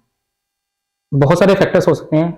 पहला, अगर कंपनी हायर कर रही है तो रिसेशन नहीं है। अगर मैंने ओपनिंग निकाली हुई है कि मुझे पाइथन डेवलपर चाहिए, तो इट मींस अभी रिसेशन तो रीजन नहीं हो सकता, क्योंकि मैं खुद प्रोएक्टिवली ढूंढ रहा हूँ कि मुझे कैंडिडेट चाहिए, एम्प्लॉय चाहिए ऐसे जो जिनको पाइथन आता हो। एक एग्जांपल लेते हैं, अब जब मेरे पास रेज्यूमे आते हैं, सबसे पहले हम रेज्यूमे फर्स्ट लेवल पे स्क्रीनिंग वहीं पे होती है कि 100 रेज्यूमे आए, उसमें से हम हो सकता है कि 100 के 100 तो बुलाएंगे नहीं, 80-90% वही रिजेक्ट कर देंगे। रीजंस, सीवी में प्रॉपर इन्फॉर्मेशन नहीं है, या जो डिजायर्ड एक्सपीरियंस हमें चाहिए वो नहीं है, या जो स्किल्स चाहिए उसके अंदर वो स्किल्स नहीं है, या उसका लोकेशन का कंस्ट्रेंट है, या ऑलरेडी सैलरी बहुत हाई, अगर वो ऑलरेडी एक्सपीरियंस है तो उसकी सैलरी बहुत ज्यादा है। तो there could be an number of factors कि जिसकी वजह से हम उनको रिजेक्ट कर सकते हैं, करते हैं, ठीक है। सीवी का एक बहुत बड़ा फैक्टर है, जैसे अगर बीइंग अ फ्रेशर आपके साथ बाकी के कारण नहीं है, लेकिन आपका सीवी एक बहुत बड़ा कारण हो सकता है कि आपको कॉल्स नहीं आ रही है, या आपको शॉर्टलिस्ट नहीं किया जा रहा है। सीवी के अंदर आपकी आपने प्रॉपर अपना मेंशन नहीं किया कि आपको क्या आता है, आपने अगर कोई पास्ट में काम किया है तो उसके बारे में अगर आपने क्लियरली मेंशन नहीं किया, आप चाहे किसी भी इंडस्ट्री के हो, आईटी से हो, नॉन आईटी के हो, ठीक है, लेकिन अगर आपने जो इंटर्नशिप का जो हमने अभी बात की थी, इंटर्नशिप की क्या वैल्यू है, तो इंटर्नशिप के दौरान जो भी आपने प्रोजेक्ट किया है, सीखा है, या जिस भी कंपनी में काम किया उसके बारे में क्लियरली बताएं कि मैंने इंटर्नशिप पे इस कंपनी के अंदर ये काम किया, ये मेरे रोल एंड रिस्पॉन्सिबिलिटीज थे। तो उस चीज से आपका वेटेज बढ़ जाता है सिलेक्शन करने का कि हाँ यार, इसने अगर इस टाइप की क्या बोलते हैं इंटर्नशिप की है तो ये मेरे लिए कैंडिडेट फिट हो सकता है। तो सबसे बड़ा कैंडिडेट का यही है। दूसरा, अपना उसमें स्किल्स पे बहुत ध्यान दें, ठीक है ना। कॉलेज की डिग्री के साथ साथ अगर आपने कुछ जो भी आपकी कोर इंडस्ट्री है उसके लिए आपने कुछ एडिशनल कोई ट्रेनिंग, सर्टिफिकेशंस कुछ ऐसे कर रखे हैं, वर्कशॉप्स, तो वो आपको हेल्प करते हैं, ठीक है। तीसरा, फिर इसके बाद अगर हमने शॉर्टलिस्ट करिया, उसको कॉल किया, कॉल पे फिर उसका सबसे बड़ा इंपॉर्टेंट फैक्टर होता है कॉम स्किल्स। कई लोग तो अपने आप को एक्सप्रेस ही नहीं कर पा रहे हैं, बोल नहीं पा रहे हैं, ठीक है ना। कॉम स्किल्स में हम लोग जनरली ये समझते हैं इंग्लिश का फैक्टर होता है, लेकिन इंग्लिश के अलावा भी अगर हम हिंदी में भी हम कॉन्फिडेंटली अपनी बात रख पा रहे हैं, जो भी एचआर से कॉल आ रही है, रिक्रूटर से कॉल आ रही है, वो हम इफेक्टिवली कम्युनिकेट कर पा रहे हैं, वही हमारे एक रास्ता खोलता है कि चलो मैंने नेक्स्ट राउंड के लिए बुलाया जाएगा, नहीं बुलाया जाएगा। राइट। कई लोगों से कॉल पे बात होती है, वो बता ही नहीं पाते कि मैं क्या कर रहा हूँ अभी, क्या मेरी जॉब प्रोफाइल है, मैंने क्या किया हुआ है, कौन सा कॉलेज है, मतलब इंग्लिश और हिंदी की बात छोड़ दो, वो अपने आप को एक्सप्रेस ही नहीं कर पा रहे। हाँ। तो वहां पे एक फैक्टर हो जाता है कि चलो यार इसको शॉर्ट रिजेक्ट कर देते हैं, इसको नहीं बुलाते, तो बात ही नहीं कर पा रहा, ये क्या ही काम कर पाएगा, एक इंप्रेशन ऐसा बन जाता है। तो हमें अपने साथ साथ टेक्निकल स्किल्स के साथ साथ कॉम स्किल्स पे भी बहुत ध्यान देना है। फिर अगर आपको इंटरव्यू के लिए कॉल आ जाती है, पर्सनल इंटरव्यू के लिए आपको फेस टू फेस के लिए जाना ही पड़ता है, तो वहां पे आपकी पर्सनैलिटी डेवलपमेंट, कॉम स्किल्स और ये सब सारी चीजें भी देखी जाती हैं। तो the gateway is your CV, your resume. CV के अंदर अपनी सारी चीजें इन्फॉर्मेशन इंक्लूड करो उसमें कि आपने कहाँ से कॉलेज के नाम से फर्क पड़ता है। कई बार हम देखते हैं कि कॉलेज का नाम अच्छा है तो चलो लगता है कि यार ट्रिपल आईटीएम का बंदा आ रहा है, बच्चा आ रहा है, तो चलो इसको अच्छी नॉलेज होगी। एक कोई ऐसे ही सी ग्रेड कॉलेज से आ रहा है तो लगता है कि यार तो सी ग्रेड पहले से ही है, इसने क्या ही पढ़ा होगा, क्या ही सीखा होगा। तो वहां पे तो इन सब चीजों का फर्क पड़ता है कि हम उसमें प्रॉपर रेज्यूमे के फॉर्मेट में सबसे थोड़ा टेंशन होता है। कई लोगों का मैं एग्जाम्पल ऐसे दूंगा, इतने गंदे तरीके से रेज्यूमे आते हैं ना कि उसको देख के लगता है कि यार ये इसको इतना ही सेंस नहीं है कि रेज्यूमे कैसे बनाते हैं, ये आगे क्या काम करेगा। राइट। भले वो हो सकता है वो अच्छा हो, टेक्निकली साउंड हो, नॉलेज अच्छी हो उसको, पर वो हम उसको हो सकता है बुला ही नहीं रहे इसको इंटरव्यू के लिए। कई लोग इनफैक्ट ना मोबाइल से फोटो खींच के भेजा, रेज्यूमे का प्रिंट आउट पड़ा होगा, उसने लिया फोटो खींच के भेज दिया, तो वो ब्लैक आ रहा है, पढ़ने में नहीं आ रहा है। लोग ऐसी गलतियां करते हैं, ठीक है। किसी ने इसका स्क्रीनशॉट लिया, वो भेज दिया, ठीक है, उसमें स्पेलिंग मिस्टेक हो रही है, कैरियर की स्पेलिंग ही गलत होती है, लगता है कि कैरियर की स्पेलिंग नहीं आ रही है, CARIER कुछ भी लिख रहे हैं, मतलब कुछ भी, तो लगता है कि यार ये कैरियर की स्पेलिंग नहीं लिख पा रहा है, तो इसको आगे यार जॉब पे क्या कराएंगे। राइट। तो यही है कि थोड़ा अपना CV, अगर हो सकता है आपके कोई भी सीनियर हो या आपके कोई मेंटर हो, फैमिली में, रिलेशन में कोई भी है, तो उनसे एक बार अपना CV जरूर चेक करा लें, उसमें स्पेलिंग मिस्टेक तो नहीं है, आपने अभी तक जो जो सीखा है, पढ़ा है या किया है वो सारा उसमें इंक्लूड हो रहा है नहीं हो रहा। चाहे वो आपने प्रोजेक्ट किए, लर्निंग के लिए प्रोजेक्ट किए ना, उसको भी अच्छे से लिखें कि मैंने अपने कॉलेज के टाइम पे लर्निंग के लिए मैंने ये 2 प्रोजेक्ट 5 प्रोजेक्ट बनाए हैं, तो वो भी एक इम्पैक्टफुल रहता है। इससे हम ये सोच पाते हैं कि हाँ ये भले ही फ्रेशर है, पर लेकिन इसकी इतनी मतलब क्या कहना चाहिए, इसकी थिंकिंग इतनी अच्छी थी, ब्रॉड थी, या इसका एक्टिव था बंदा, शार्प था, कि इसने उस टाइम पे भी ऐसा कुछ सोचा, बनाया, ठीक है। वी नो कि हाँ वो कॉलेज में सब मिलके 5-6 लोग मिलके कराते हैं, फाइल खरीद देते हैं, वो सब होता है, बट स्टिल कुछ तो किया उसने। कई लोग मेंशन ही नहीं करते, ठीक है। कई लोग अपना उसमें ईयर गलत लिख देते हैं, परसेंटेज मार्क्स गलत डाल देते हैं, ठीक है। कोई पूरा या फिर कुछ ज्यादा डिटेल में लिख देते हैं, कुछ ऐसे भी होते हैं बिल्कुल डिटेल में लिख देते हैं बहुत ज्यादा, तो वो भी गलत होता है। जैसे एग्जांपल देता हूँ, हमारा कोडिंग में आते हैं कई बार, तो वो लिख देंगे ना कोडिंग में, मतलब रिएक्ट के अंदर मुझे एक्सियोस चलाना भी आता है, मुझे विजुअल स्टूडियो कोड भी चलाना आता है, VS कोड के अंदर गेट की ये कमांड आती है, मैंने गेट की पुल पुश कमांड, ये ऐसे लिटरली लिखा होता है कि गेट का पुल पुश और ये सब भी आता है। तो यार गेट आता है, गेट ओके है, ठीक है, उसको इतना डिटेल एग्जॉस्टिव भी नहीं करना है कि वो लगे कि यार पूरी थ्योरी लिख दी है उसके अंदर। तो वो सब है, प्रिसाइज हो, मतलब कम भी ना हो, बैलेंस होना चाहिए, कि इससे ये लग जाए कि ये आता है, ये चीज, ये टेक्नोलॉजी पढ़ी हुई है, सीखी हुई है, किया हुआ है और कर लेगा काम या कर लेगी, इतना होना चाहिए। उसको बहुत ज्यादा एक्सेसिव भी नहीं है और बहुत ज्यादा बिल्कुल लिमिटेड भी नहीं कि एक लाइन से समझ नहीं आ रहा कि क्या किया। तो गुरुकुल की मदद से हम एक पोर्टल चला रहे हैं, गुरुकुल जॉब अपॉर्चुनिटीज। उसमें एक हायरिंग के लिए मैसेज डाला था कि DM your resume, there is a hiring. तो उसमें एक मैसेज आता है कि हु इज DM। बताओ इसमें किसकी गलती है? ये तो पढ़ने वाले, सीखने वाले, या बच्चे की गलती है, कॉलेज की गलती है, माहौल की गलती है, गलती किसकी है इसमें? माहौल कह लो, कॉलेज की गलती नहीं कहेंगे। डीएम का मीनिंग कई लोगों को नहीं पता होता। डीएम क्या कहना चाह रहे हैं, डीएम मतलब किसको करना है, क्या करना है, कहाँ करना है, कैसे करना है, समझ नहीं पाए। तो वही ओवरऑल बच्चे की एज को, बच्चे को एक्टिव होना पड़ेगा, अवेयरनेस बनेगी। जोक्स अपार्ट, ये सब बच्चे की गलती है। दुनिया ऐसी है, आपको ऐसे ही तरीके के इंस्ट्रक्शन मिलेंगे। इनफैक्ट जैसे हमारे क्लाइंट बात करें, दुनिया जहाँ के क्लाइंट्स हैं, ऐसा नहीं कि सारे क्लाइंट बड़े प्रोफेशनल्स होते हैं। राइट। कई बार ऐसी लाइन लिख के आती है कि ये प्रॉब्लम है, इसका कोई मीनिंग, अब वो खुद बैठ के अपने को सेंस लगाना होता है कई बार कि यार इसमें ये कहना चाह रहा है, इसकी ये प्रॉब्लम है। तो ऐसे ही है कि कई बार हमें दुनिया में अलग अलग तरह के मैसेज मिलेंगे। कभी रोड पे जा रहे हैं, हम कहीं घूमने गए, नई सिटी में गए, कुछ भी ऐसा लिखा मिला, तो हमें उसका सेंस समझ के निकाल के, कि जो कहते हैं ना आईक्यू, वो आईक्यू लेवल हमारा बढ़ाना पड़ेगा। तो वो आईक्यू लेवल जब तक नहीं होगा, आप ये चीजें नहीं सोच पाओगे, या नहीं देख पाओगे, नहीं समझ पाओगे। ठीक है, कई बार चैट में शॉर्टकट्स लिखे होते हैं, बहुत सारे स्लैंग लैंग्वेज यूज कर लेते हैं, तो नहीं समझ में आते कई बार। तो अब इसका कुछ सिखा नहीं सकते, इसका कोई कॉलेज नहीं है, कोई यूनिवर्सिटी नहीं है, पर ये आपको ही इतना एक्टिव होना पड़ेगा, ढूंढ पाए। आज के डेट में सब गूगल होता है, सब कुछ होता है कि यार डीएम समझना, डीएम का मीनिंग क्या होता है, पहले गूगल कर लूँ। कई बार हमारे क्लाइंट कई बार ऐसे स्लैंग यूज कर लेते हैं, नहीं समझ में आता, तो गूगल करते हैं, यार इसे लिखे हैं, let me know, LMK, I don't know, IDK लिख देते हैं। बहुत ज्यादा ढूंढ रहे हैं IDK का मतलब क्या है, तो गूगल क्या है, आई डोंट नो। तो ऐसे स्लैंग्स कई बार होते हैं। तो ये वही है, ये अगेन आपके इंटरपर्सनल कह लो, नॉट इंटरपर्सनल, बस आपका खुद का IQ कह लो, कि आप उन चीजों को कैसे देख पा रहे हैं और उस प्रॉब्लम को कैसे सॉल्व कर रहे हैं, बजाय कि बस आपने रिएक्ट कर दिया कुछ भी उसके ऊपर। तो यही चीजें इंपॉर्टेंट होती हैं। जब जॉब पे जाते हो, कई बार आपको क्लियर इंस्ट्रक्शंस नहीं है, लेकिन फिर भी आपको पता है कि कंपनी में मुझे इस काम के लिए किससे बात करनी है, ये चीज क्लियर नहीं है तो किससे पूछना है, इसके लिए मुझे मैनेजर से बात करनी है, क्लाइंट से बात करनी है, टेस्टर से बात करनी है, सर्वर टीम से बात करनी है, HR से बात करनी है। तो ये आपकी जो खुद का जो समझ है ना, जब तक वो उसका दायरा नहीं बढ़ाएंगे, तो वो तभी आएगा जब आप इंटर्नशिप करते हो, आप और 4 लोगों से मिलते हो, बात करते हो, देखते हो। और आज तो सबसे अच्छी चीज गूगल और चैट GPT है। हाँ। जो समझ में नहीं आ रहा, गूगल में डालो, चैट GPT पे डालो और पूछो, और फिर आगे करो उसको। तो ये बच्चे को ही अपने आप को क्या कहना चाहिए, शार्प करना चाहिए, पॉलिश करना पड़ेगा अपने आप को, कि वो मार्केट रेडी है या नहीं है। ये सब चीजें देखी थी मार्केट रेडी। जब फ्रेशर आता है तो क्या है, वो ये सब चीजें पढ़ के, सुन के, देख के आया है या नहीं, सिर्फ ऐसे ही अपना सोशल मीडिया, इंस्टाग्राम पे हीरो बने बैठ रहे हैं और बाकी उनको कुछ नहीं आता। तो ये सब चीजें कहते हैं। बहुत बड़ा है, मैं अच्छी बात याद आ गई, जब भी रिज्यूमे आता है हमारे पास, हम उसका सोशल मीडिया जरूर चेक करते हैं कि उसका इंस्टाग्राम पे, फेसबुक पे, लिंक्डइन पे वो किस टाइप की पोस्ट डाल रहा है, वो क्या कमेंट कर रहा है।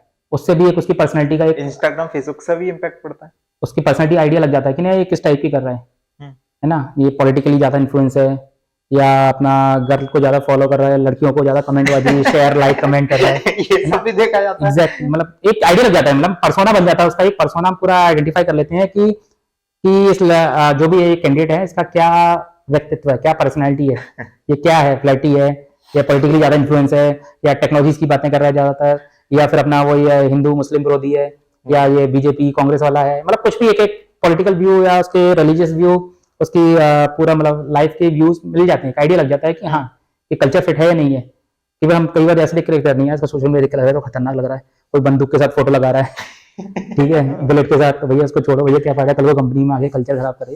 तो छोटी छोटी कई बार फैक्टर आपका जो है अफेक्ट करती हैं आपकी चीजों को।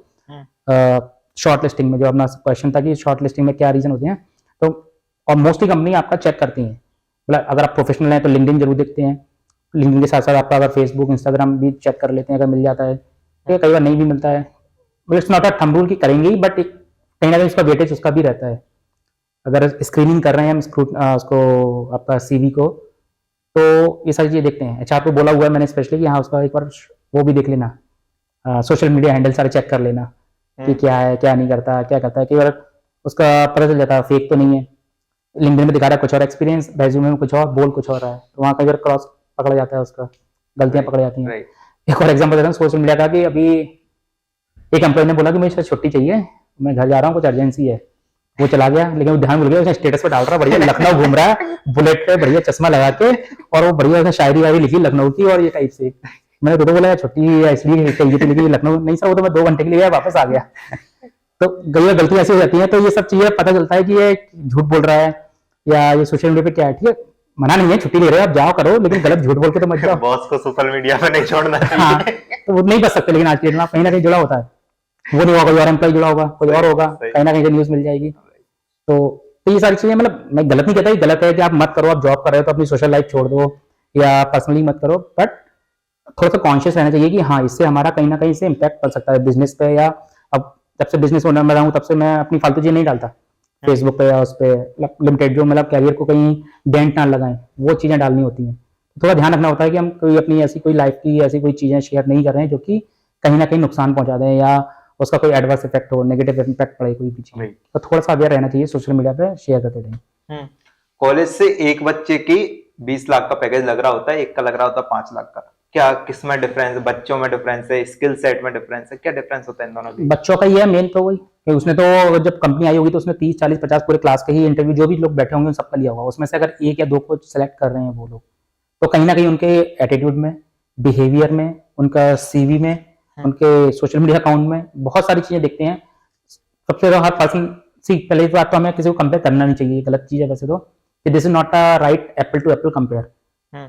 आपके साथ के ही जो भी आपके फ्रेंड्स हैं, भले ही वो एक ही बैच में हैं, एक ही सेमेस्टर है, एक ही सब कुछ है, लेकिन फिर भी सबके परसेंटेज अलग अलग आ रहे हैं। तो आप ये नहीं सोच रहे कि यार उसके मुझसे ज्यादा सीजीपीए ज्यादा चल रहा है या उससे कम चल रहा है। So we should not do that, क्योंकि बहुत सारे हो सकते हैं। आपकी जो थिंकिंग है वो आपकी है, आपका जो बिहेवियर है, आपकी जो लॉजिकल है, प्रॉब्लम सॉल्विंग्स हैं, या जो आपका एटीट्यूड है वो आपके साथ है, ठीक है ना। देखने में सब अलग है लेकिन सबका एटीट्यूड अलग अलग होता है, ठीक है। सबका बिहेवियर अलग अलग होता है।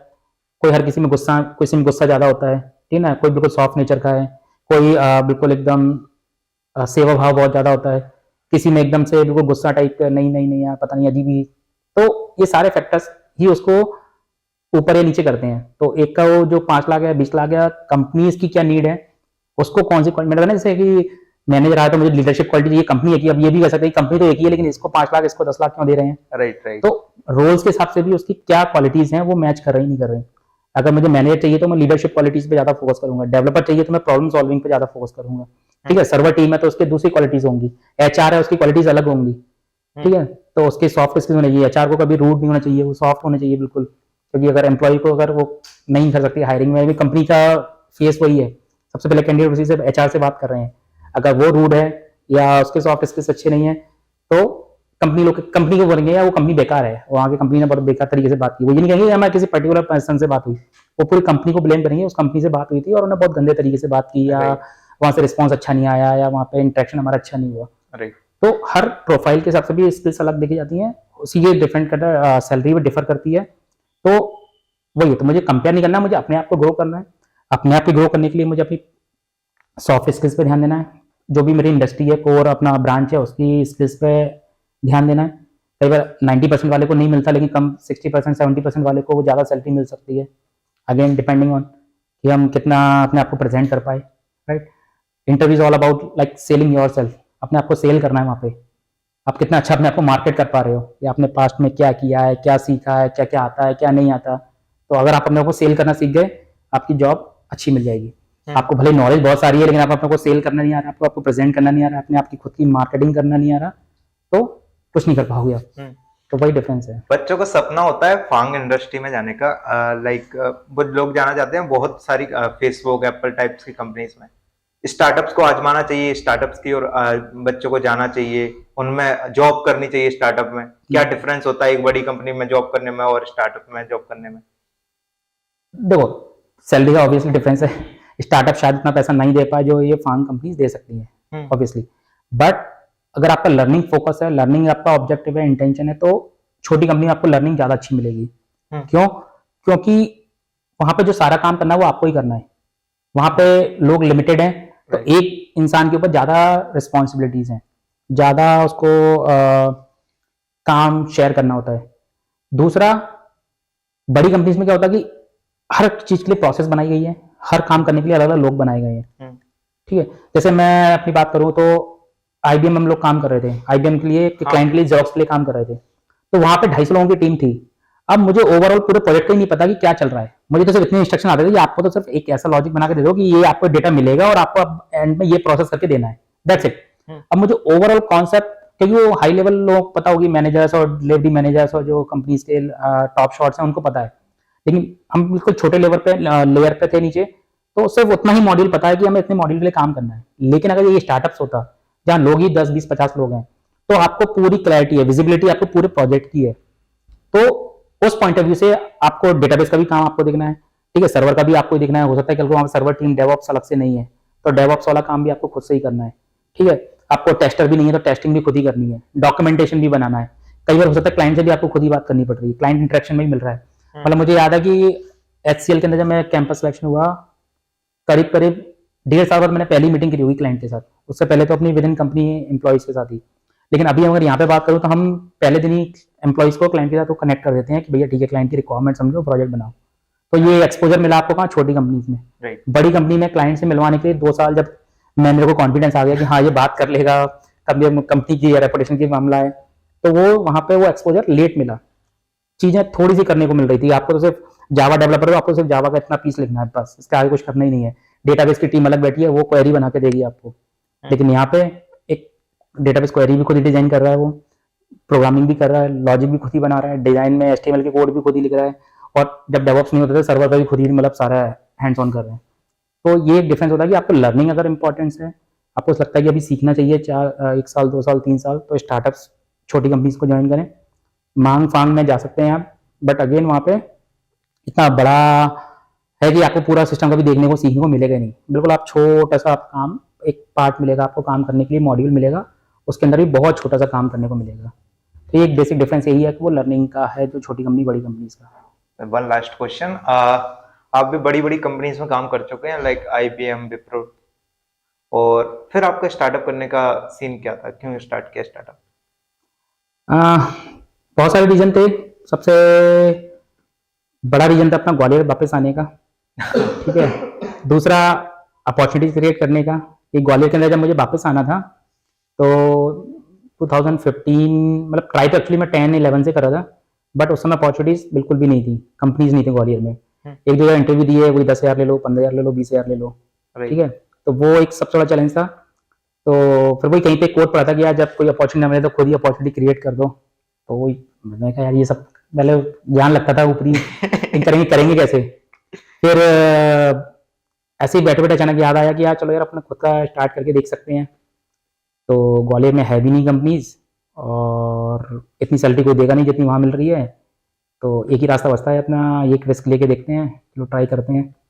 तो बट वही है कि अच्छा ही पॉजिटिव थिंग चीज़ मेरे साथ ये रही कि वो इतना सारा एक्सपीरियंस था लास्ट 15-16 ईयर्स का, कि वो चीज़ों को समझने में, करने में, सेटअप करने में प्रोसेस पता था कि वो IBM, HCL, विप्रो क्या करती हैं, कौन कौन से डॉक्यूमेंटेशन होते हैं, क्लाइंट कैसे मिलता है, क्लाइंट की बात समझने में, ये सब चीज़ों ने हेल्प किया एक्सपीरियंस में।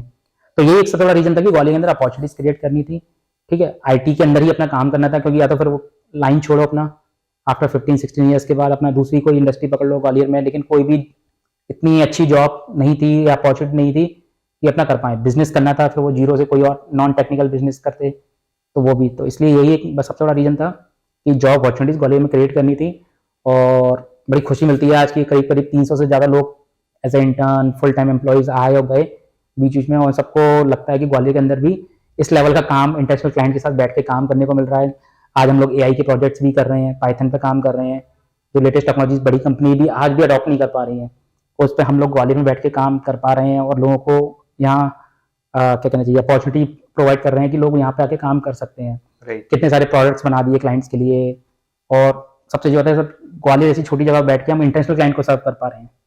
ये बहुत बड़ा एक मतलब प्राउड फील होती है कि यार ग्वालियर के अंदर बैठ के हम लोग बाहर के क्लाइंट से बात कर रहे हैं, इंटरनेशनल क्लाइंट से डील कर रहे हैं, ठीक है, फॉरेन करेंसी में पैसा आ रहा है।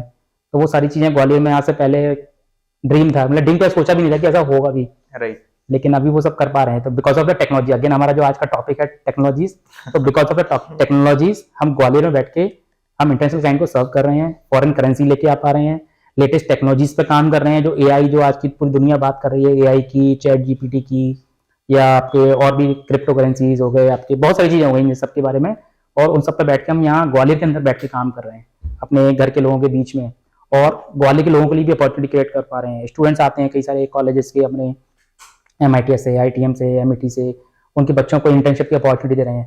क्योंकि पहले जो इंटर्नशिप का मैंने बताया, जो हमारे टाइम पे थी, सिर्फ एक फाइल बना के पैसा दे के सर्टिफिकेट लगाना होता था, लेकिन आज के टाइम एक्चुअल में इंटर्नशिप कर पा रहे हैं लोग, एक्चुअल में लाइव प्रोजेक्ट देख रहे हैं कि क्लाइंट का कैसे काम होता है, क्लाइंट से कैसे इंटरेक्ट करते हैं, क्लाइंट से कैसे फाइलें आती हैं, मतलब चीजें आती हैं, काम आता है, और क्लाइंट को कैसे डिलीवर करते हैं। तो वो रियल वर्ल्ड देख पा रहे हैं यहाँ पे। तो यही है सब। तो thank you so much sir आने के लिए, बहुत सारी चीजें सीखने को मिली, टेक्नोलॉजी से रिलेटेड बहुत सारी बातें हुई। आप सभी के साथ भी बहुत सारी चीजें शेयर करने का मौका मिला। यह अपॉर्चुनिटी आप तक पहुंचाने में हमारी मदद की गुरुकुल ड्रीम फाउंडेशन ने।